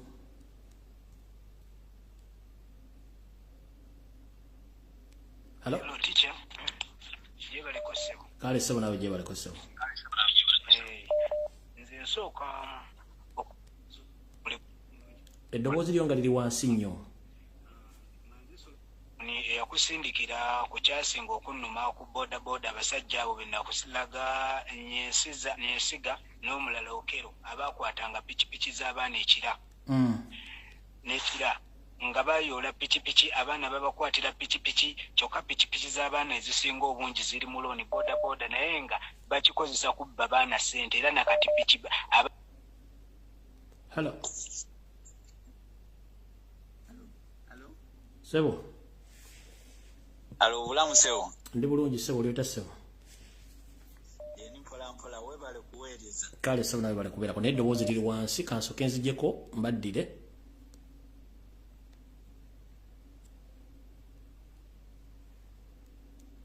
Malo okulaba eddoboozi. Alright, eddoboozi malo maze oditereza, then you can call back. Hello. Kale sebo nawe je baliko sebo. Tusimanye empeerezaayo. Amina sebo.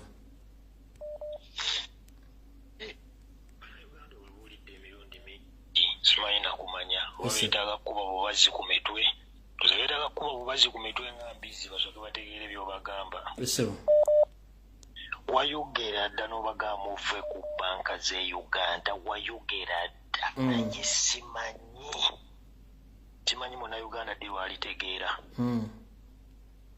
N'obabuulya n'obagamba n'ekiro obuulidde abantu banange mujja abaana amasomero g'ebisulo banange amata ge bagabira abaana buli kimu Katonda atukuwanga kirabo olabika olina malayika. Oneezo gwe mukozi. Baganya otegeera naye baligenda okutegeera nga tebakyalina kye basigaza. Esebo. Byebyo ebyange. Kale sebo toyanzanyiso.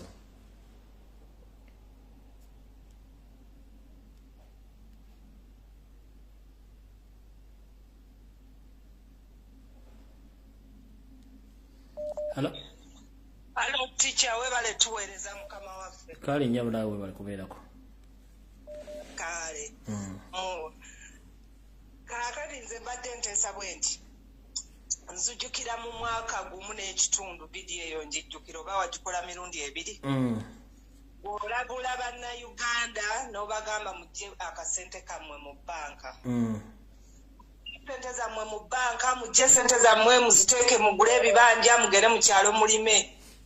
Tewali kyewabatabula wabalabula buli naye munnange kati batuukeko balabe nti nno ddala byoyogera bituufu.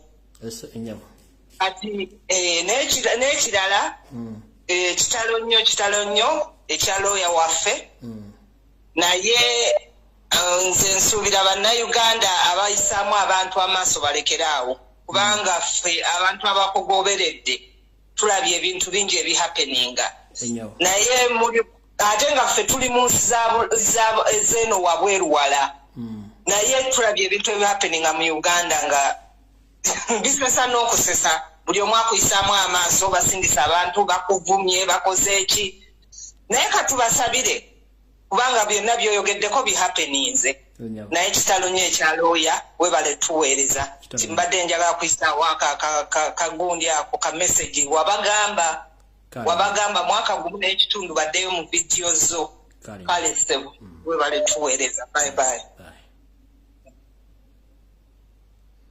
Hello. Teacher Lumbuye je baleko sebo. Kale sebo nawe je baleko sebo. Kale sebo. Amanya n'eddoboozi doniri okuva South Africa ku headquarters e Greenside. Esebo. Teacher tweyanziza nnyo omulamu ogwaleero naye bannayuganda bakyalina emputu manyi bagamba ow'ebbanga oba otamuwemukira oba ow'empaka akunama ebiri. Wabalabula lwadda bajje ssente zaabwe mu bbanga baagaana okukuwuliriza. Era kino ekyaleero kituwadde kyakuyiga n'abalala abakyakoze emputtu bayigire kwabo bekituuseeko olunaku olwaleero. Tweyanza nnyo tweyanza egesera bulungi sebo.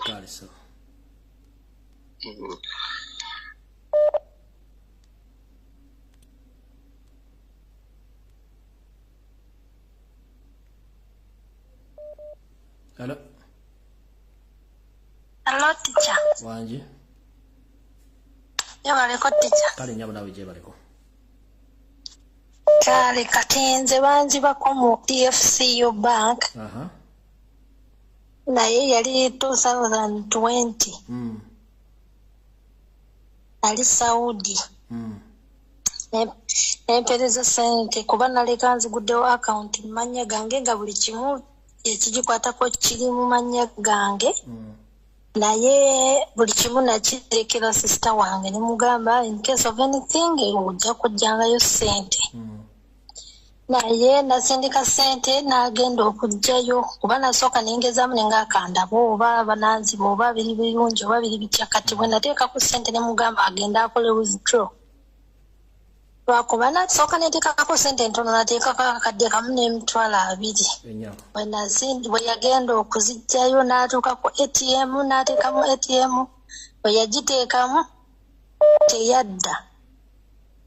N'akebera sente ku account nga tekuli. Nayingira munda mu banka n'ayogera ne batellers era bamugamba sente teziriiko zaavudde ko kyokka yava ewaka nga amaze zikebera nga kweziri. Naye mukola withdraw kadi yabuliramu ne sente ne zibula. Kale toyanza nyonyabo. Kale teacher. Kale.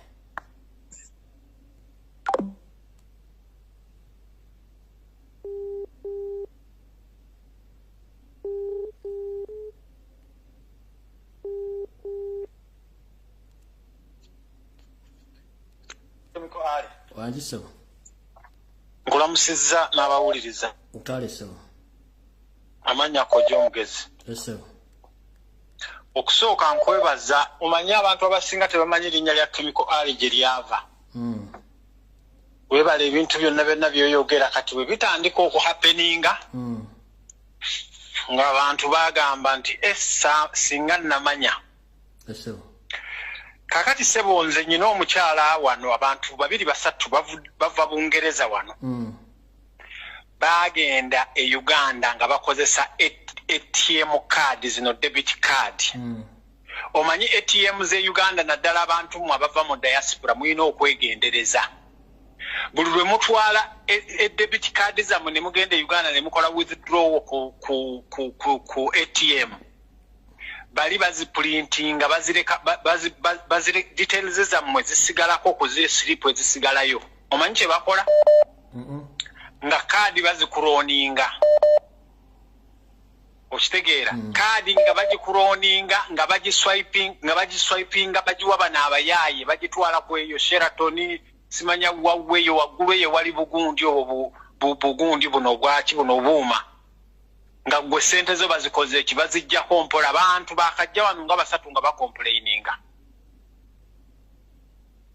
Okitegedde sebo? Eso. Kati ekisembayo kyenjagala okubagamba banna Uganda tujja wano ne tubagamba no wa security alert. Okoze omulimu munene nnyo okuleeta omulimu gwa security alert. Pastor waffe Pastor Asimwe nange ne bannaffe bonna okuleeta security alert. Obutwa buli riyo. Twawoninga Shamimu Malende. Honalebo waffe ne tumuwoninga. Ne tumugamba Shamimu Malende, please tukwegayiridde. Please Shamimu Malende simanyi. Ne good enough yakola ki. Ne tuwoninga kati twawoninze gundi ani Ssennyonyi. Joel Ssennyonyi simanyi kiki kyaliko naye tawulira. Joel Ssennyonyi twamuwoninze. Honalebo zaake ye yasobodde okugenda ebweru ali ku under detoxification kubanga buno obutwayo bawa abantu. Babuwa omuntu ne bulwawo nga bawoninga omugenzi kati afudde. Kakati obutwa buno bukuvuga ne bukutwala ku cancer level 4 kati nga butwala kabaka. Kati bwe bukutuusa ku cancer level 4 ne bwokolotya kanso wa America agezezzaako era eno wa America bamugamba munange there is nothing we can do. Bwana chemical ali n'abatuwuliriza Uganda list abantu abawereddwa obutwa abayitirivu. Ne bannange bwe bunaategeera ekibi mwagala nnyo excitement.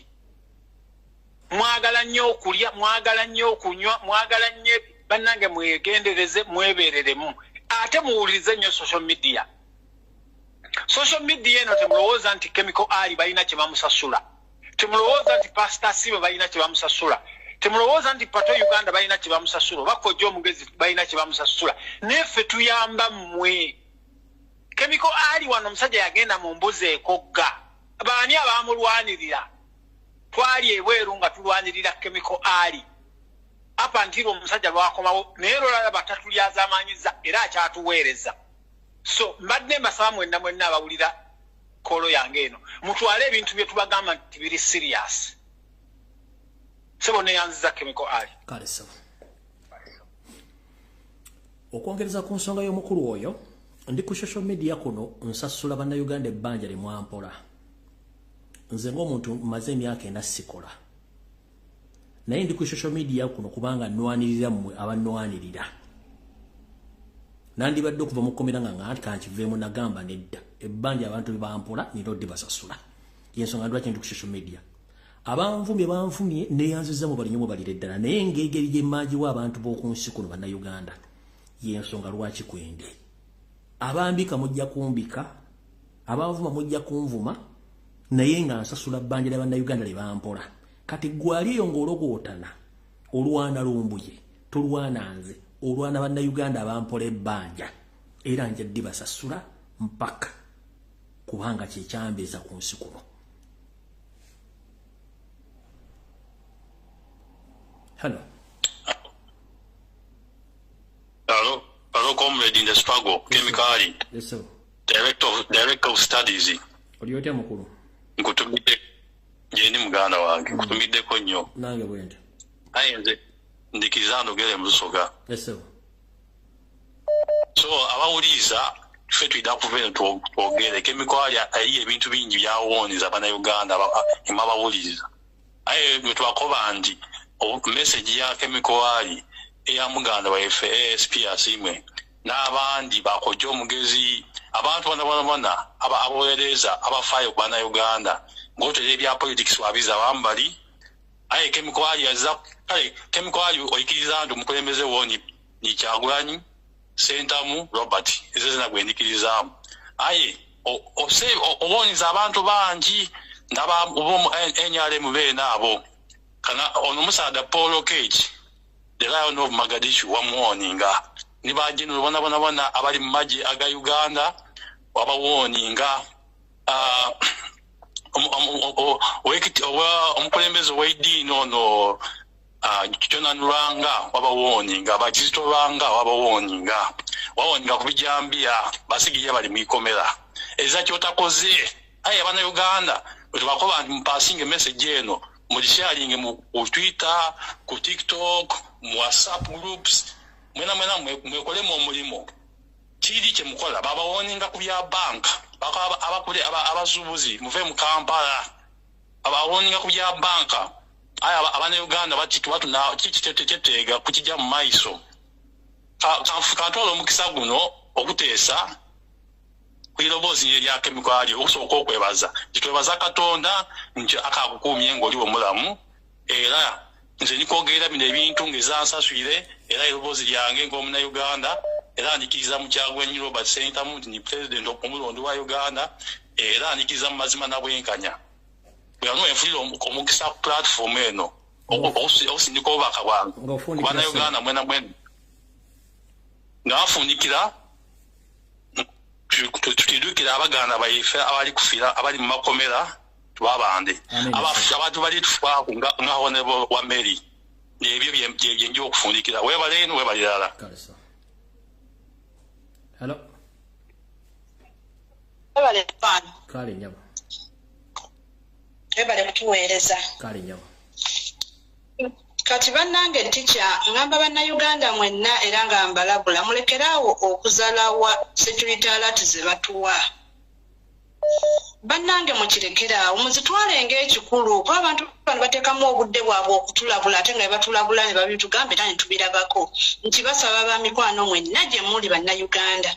Ekirala kitalo nnyo ekya kanso waffe wa Mary kitalo nnyo kitalo ddala.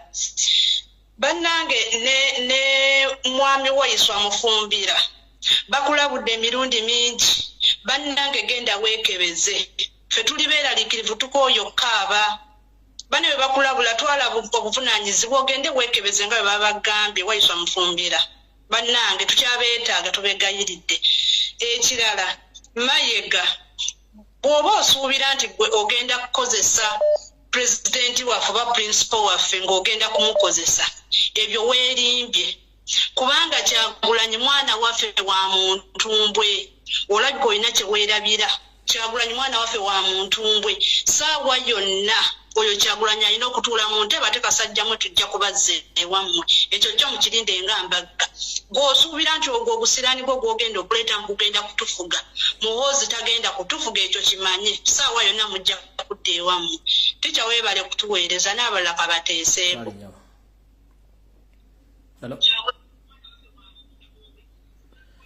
Sebo jjako essimu oba TV.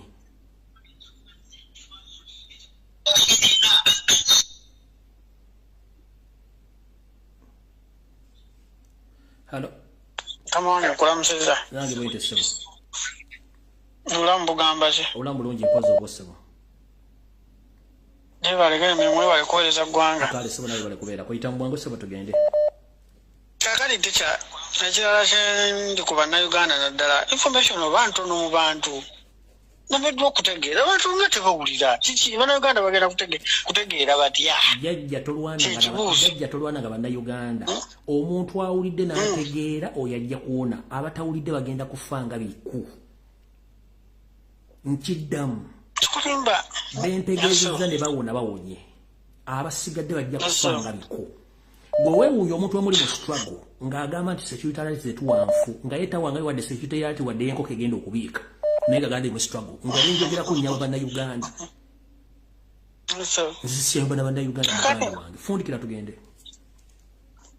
kakati n'ekirala lwaki oba olabyeko ku live ya president ng'ali emubende sigira mbadde neebase egirenga mbadde ebase story bende wakutte bantu bonna beeye ku makuba kati bagagenda okutuuka Emitiyana polisi nga bumuliko okubeera tebamutegedde yagudde bugwe tuuka Emitiyana wano wonna ng'abantu kisi balinako oba tebategedde oba kiki baawo mbadde manyi wajja kukwata bamulinze at least wadde polisi ali nayo etambula emuliko naye tekisobose ekyo kiwedde Mayiga tusaba ave Mengo mu bwangu ekisinga kati tukuba nakyo.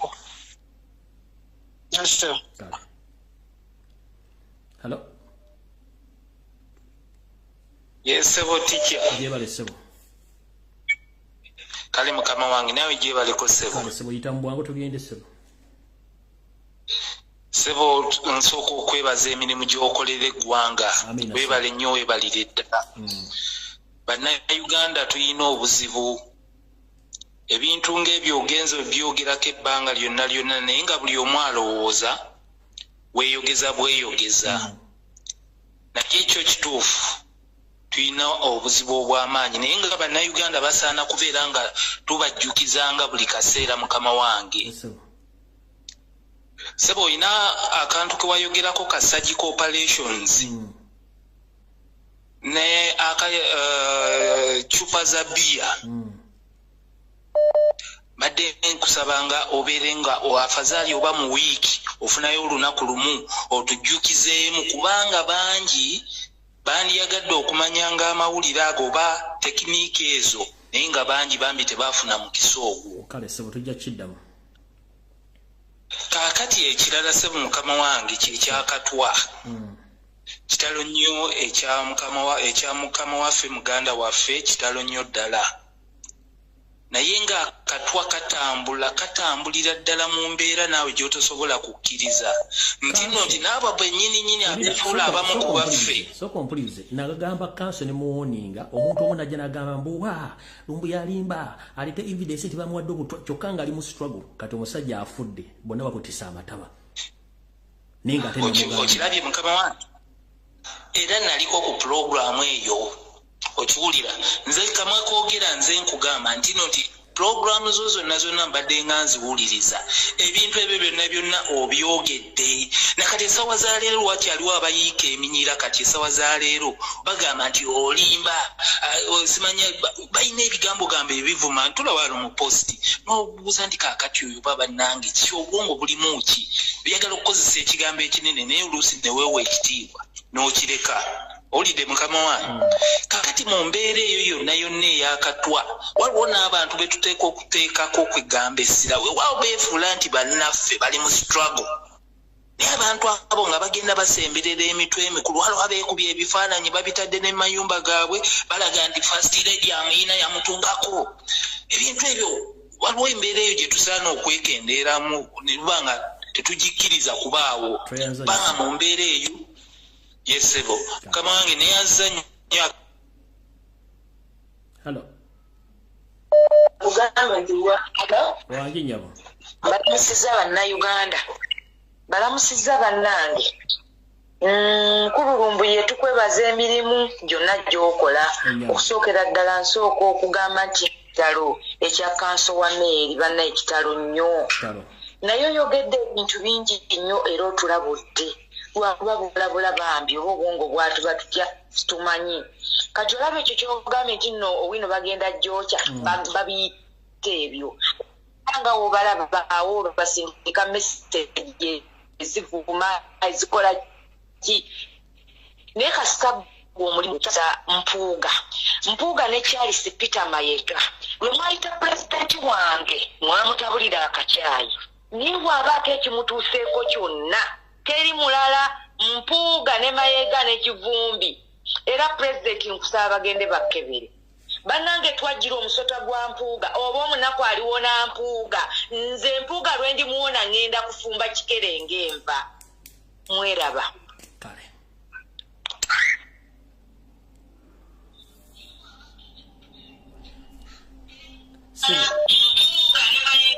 okuba essimu oyagala okwewuliriza ate n'ebyo ekitimu TV kwe kikuba tekikola makulu muganda wange jjako essimu bajjako TV olwo okwoyogere. Hello. Sebo. Jebaleko Mr. Lumbuye. Kale sebo nawe jebaleko. Ale nsinzidde wano South Africa. Sebo. Nkubabeera nnyo oli musajja nkukkiririzaamu nnyo lwakuba atugaana okuwalampa lwakuba atugaana okwogera amannya abantu abo abakulima empindi singa kati mbatandikako batukiyiwe tuzimbe ekirala bonna tubamanyi tubalaba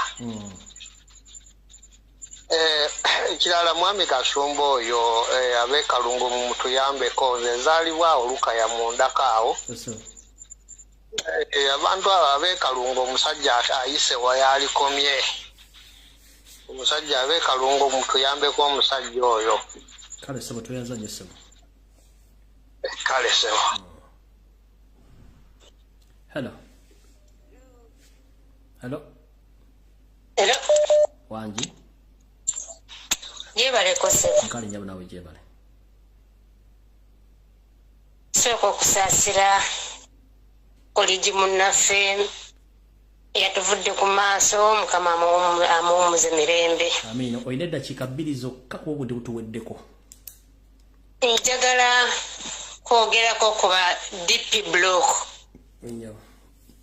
Oyo eyayita mpuuga sebo tukulenga oli naye tukulaba toyina okumanya nti tulina omukulembeze gwe twalonda alinze kulayira kagwake kagutonye alina okukola ki alina okulayira mpozi nga mweteekerateekera kulonda ba MPs tulina president Kyagulanyi Ssentamu ye mukulembeze w'eggwanga alinze kulayira kagutonye kagwake ye president w'eggwanga Uganda ebyo bye mulimu mwerimba mweriko okitegeera ffe tulina omukulembeze waffe mpuuga ebyo byonna by'okola tebigenda kuyamba era tebigenda kuyisaamu bw'oba olowooza nti nno ojja kuleeta waya zo ozirumise okwa Kyagulanyi ofune amasannyalaze awerimba amasanyaze gakyagula ntomenje gava tomanyi wagajja tamanyi naye yennyini tamanyi gye yagajja okitegedde ffe twalonda Kyagulanyi ye mukulembeze w'eggwanga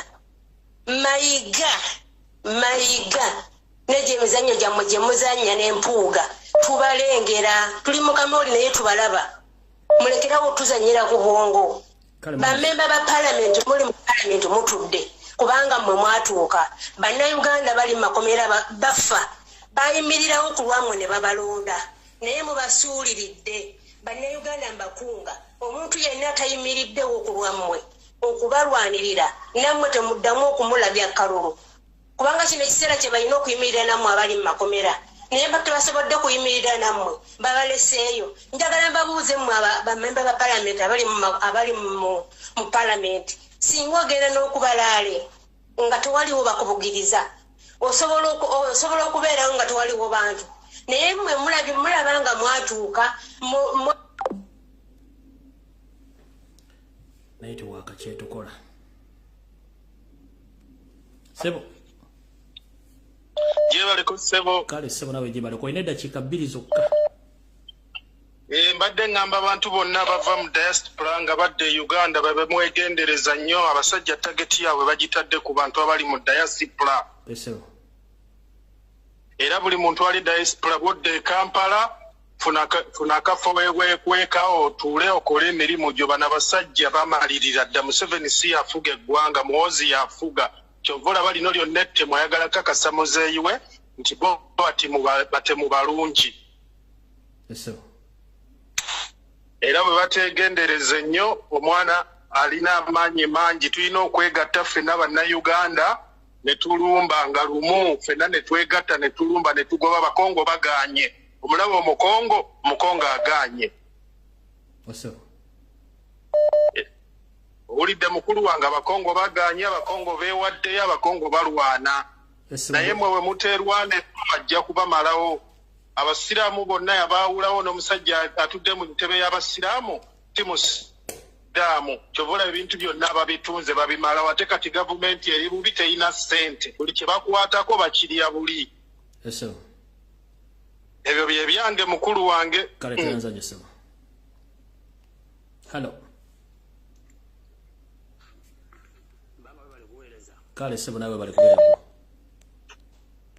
baba kati amanya gange nze bajja basaaga kansooke okutwala omukisa guno okusaasira ennyumba ya kansi wa Mary omukama amumpeera ekikuumiro eky'emirembe ne Katonda agumye abafamire eyo naye kyengenda okwogerako ngenda kwogerera obudde butono mbadde nsaba omwami oba Honorable Geoffrey Lutaaya ekintu kya Gasumba okumwekirikamu takitwalanga kyakuzannya kubanga Gasumba ye bamuteekawo singa babaawo embeera eyo akola ekintu kimu nga bajja ne bakuwamba ne bakutwala ne bakubuzaawo bakubuzaawo bakujjayo bakuleeta mu kkooti Gasumba ng'ajjanga alaga nti nno era nga bwe kyali ku muganda waffe Jakana Nadduli kubanga Gasumba ye obutwala bumuwera mu kkomera bino byajja mu kkooti okwogera nti nno nti simanya abadde ayawulayawula mu bantu ayagala abavandimwe batuteme byonna era byonna statement yagenda okufuluma yonna nga Gasumba yasaani Jakana Nadduli kati muganda wange Geoffrey Lutaaya yali badde abeera mwegendereza nnyo kubanga bakifeesi bagenda mumuyoola omulundi gumu bamukube munda bamala omukuba munda ffe tubeere nga tumubanja agende okuvaayo ng'alwadde okulwala kwe kufa kwe Gasumba mutemu nnyo Gasumba abantu abatta bangi bagenda okutta bangi bakyatta bwe kasitaalaga bino byonna byogera nti alangirira olutalo naye Gasumba sijja kubeera ku Geoffrey Lutaaya ndi mugamba nti oba yegendereze naye naawe wegendereze obusungu bwaffe obw'Abannayuganda Gasumba nfundikirira ddala ku lw'Abannayuganda bonna Gasumba mulaba nga atuusizza ekizibu ku Geoffrey Lutaaya Gasumba wabeera bonna tumanyiwo temulinza temulinda kirala tukooyo okkaaba webale nnyo okuweereza Ssaabasajja Kabaka awangaale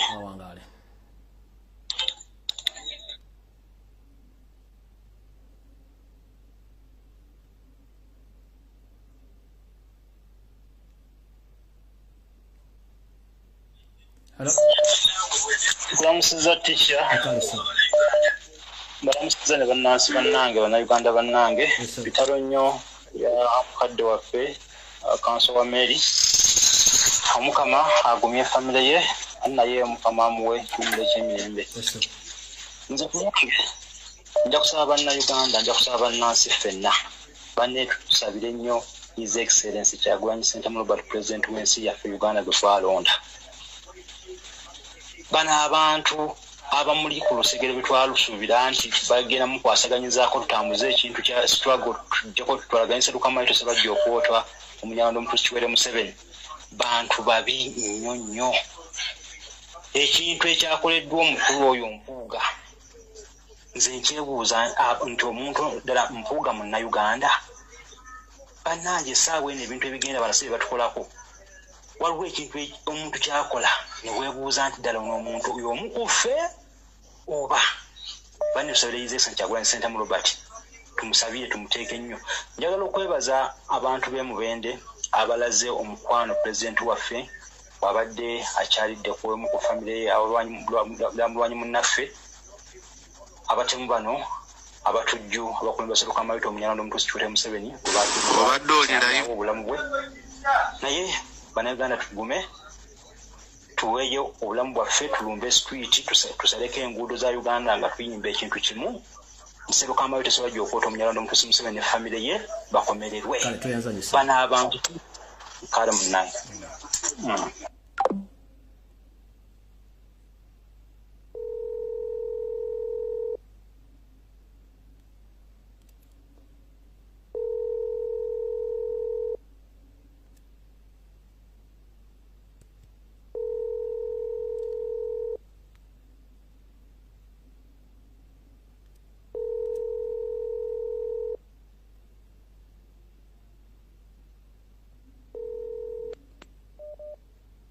Hello. Hello, Mr. Lumbuye. Wanje. Njebale sebo okuweereza. Njebale. Usigaze dakika 2 zokka. Bana yenga kale. Webale okuweereza nze kyembadde njogerako. Kyembadde njogerako ekikulu ennyo abantu bonna abeetoolodde Kyagulanyi. Why don't we get some people to help us ne babeera neyemengo nga tebasobola kukkiriza oyo omusajja Kanyina Lugaba okulinnyayo. Ekyokubiri lwaki oyo abasajja totuyamba n'okwatako n'oyo omukazi Sseruwungu oyo Patricia manyi temwagala byogerako ate oyo ye Pastor Simwe bambi muntu mulamu engeri gy'abyogerako bya mpolampola y'omuntu kubamu abasabotaginga change ne struggle n'oyo omukazi asaana kuteeka ku butondalo ffe tukooye abantu abatuliramu olukwe nga babeera kirala ne babeera kirala. Kwa Abannarwanda bonze sikyabategeera. Kati n'oyo Gashumba wulira byayogera era alinda kati kutta naye yamala jakana kati ayagala kutandika lutaaye. Abantu betaaga kusancriminating one by one omusajja ne bwe yagamba kubatematema ye yali asinze. Babatemeteme butemite. Kubanga nga bwe wagamba nti oba abantu abamu basaana kufa Obuganda ne Uganda efune emirembe. It is the reality. Kale toyanze nnyo. Bannange ne kwano. Kale. Hello. Hello.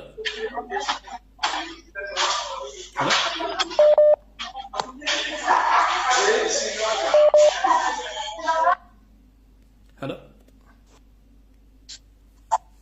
Hello. C'est bon.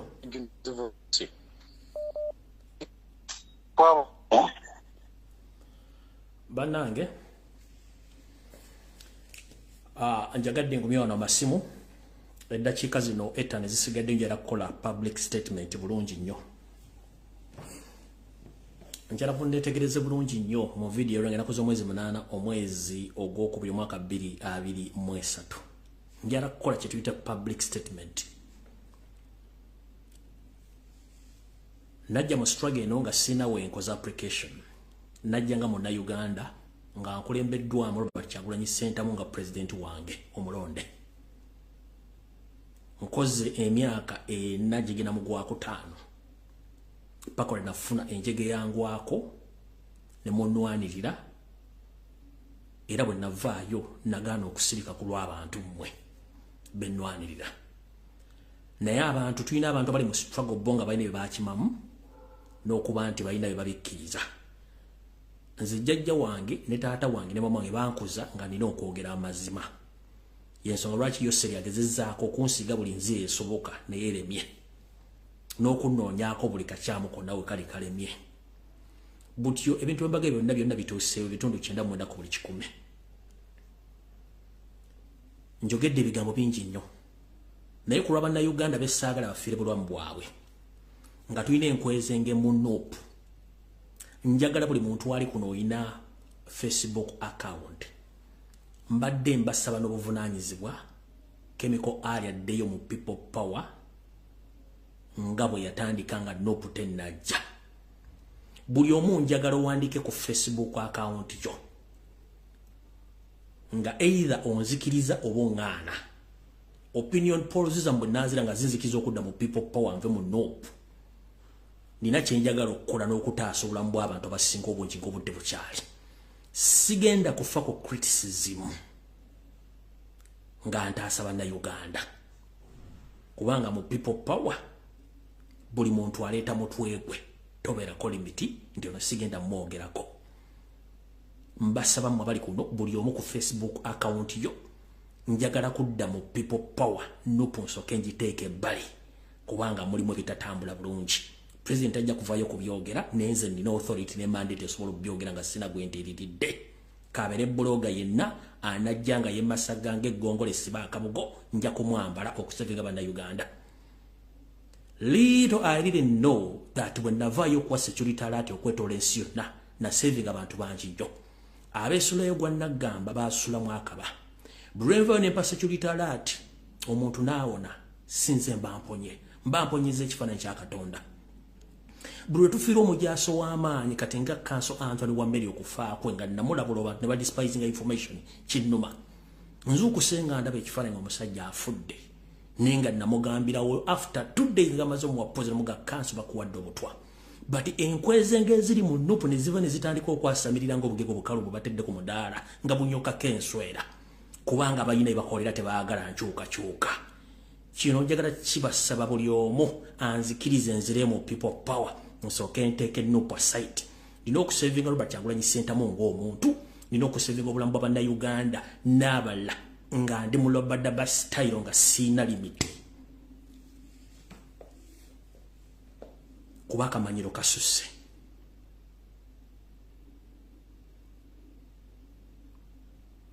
Nsaba n'obuwombeefu nzireyo mu people power NOP nsooke ngiteeka side kubanga NOP erimu ebitali bituufu. Sijja kweŋŋanga muntu yenna njagala kuddayo kolegiralite yange ya chemical ali nga ndi mu people power. Ajja yenna nga nkulabisa nze nga nvaawo nga nsevinga abantu abalala. Tukooye okukola lip, tukooye okuziika abantu ng'abakolera ejjimba tulimu. Mbasaba n'obuwombeefu bwe tuba bakutaasa bannayuganda banaasigalawo. Tukooye okufiirwa abantu ababuvunaanyizibwa. Omusajja Anthony Wameli yava e Uganda n'ajja wano ku luwange gw'atasinkanangako. Omuntu omu n'amukubira essimu n'amugamba Kanso komawo naye ng'ali mu NOP ng'ayagala nsigale mu kkomero banfiireyo. Nkunyigi muwadde n'asigalawo. Musajja bamusse naye nga namugamba ng'amaze omuga Kanso genda weekereze. Kanso agenze n'abalala. Shami Mubalenda ali mu mbeera etategerekeka nga ne baamuwa butwa. Naye nga tujja twogereza nga nti obutate buliyo biki ani ambotisa abantu kubanga ye tebannakwata kuwe. Kubanga yo state eyagala kuteekawo kintu erage nti abantu ekimbeera teriiwo naye ng'ate embeera weeri. Babasasula kukola ekyo. Njagala nzire mu people power NOP nsooke ngiteeke side. Okutaasa Kyagulanyi n'okutaasa struggle n'okutaasa bannayuganda kubanga mwanjiirawo omubiri nga siriiwo. Kyensaba buli anajja ngenda mwambala nga bwajja.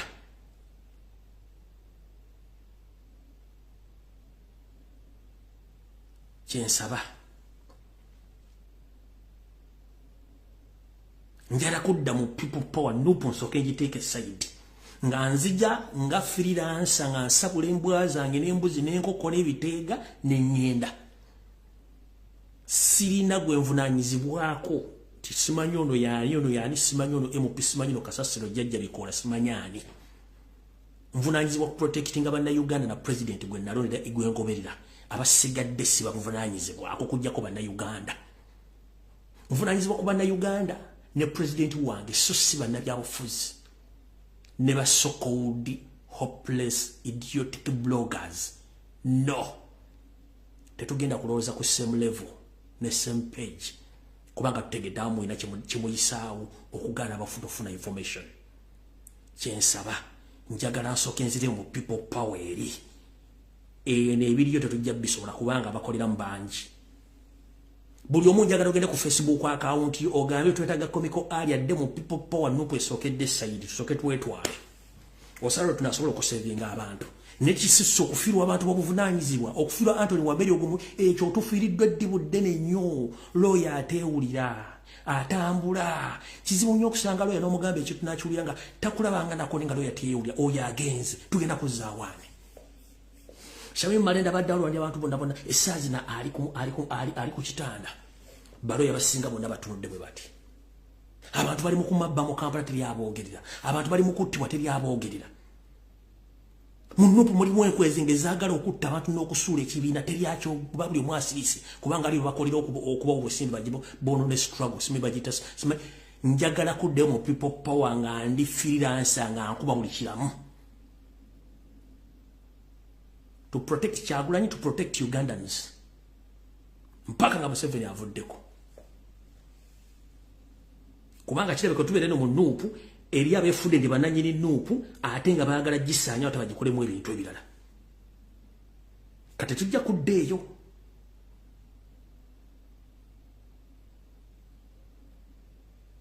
njagadde bagamba publicale kubanga ndiredde okwambalagana n'embwa yonna embizi yonna ezitandise okwefuula nti zezimanyi nga tezimanyi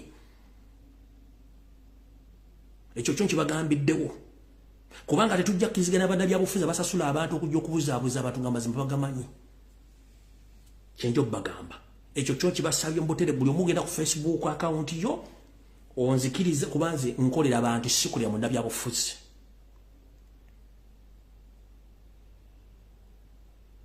nkiddamu nkolera abantu sikulira mu nnabyabufuzi kubanga najja ne bagamba ndi mu struggle no kuba sina kifo kyenjagala mwali muzinyiza okwagala okwesimba sina kirowoozo kyonna kyakwesimbawo sina kirowoozo kya ofisi yonna nwanira munnayuganda gwe simanyiiko ye nga mmanyi gwe soogerangako ye nga ayogera nange kubanga njala sevinga bulamu bwo nakusevinga ggwanga lyange n'abatasobola kweyogerera kyekyandeta ku social media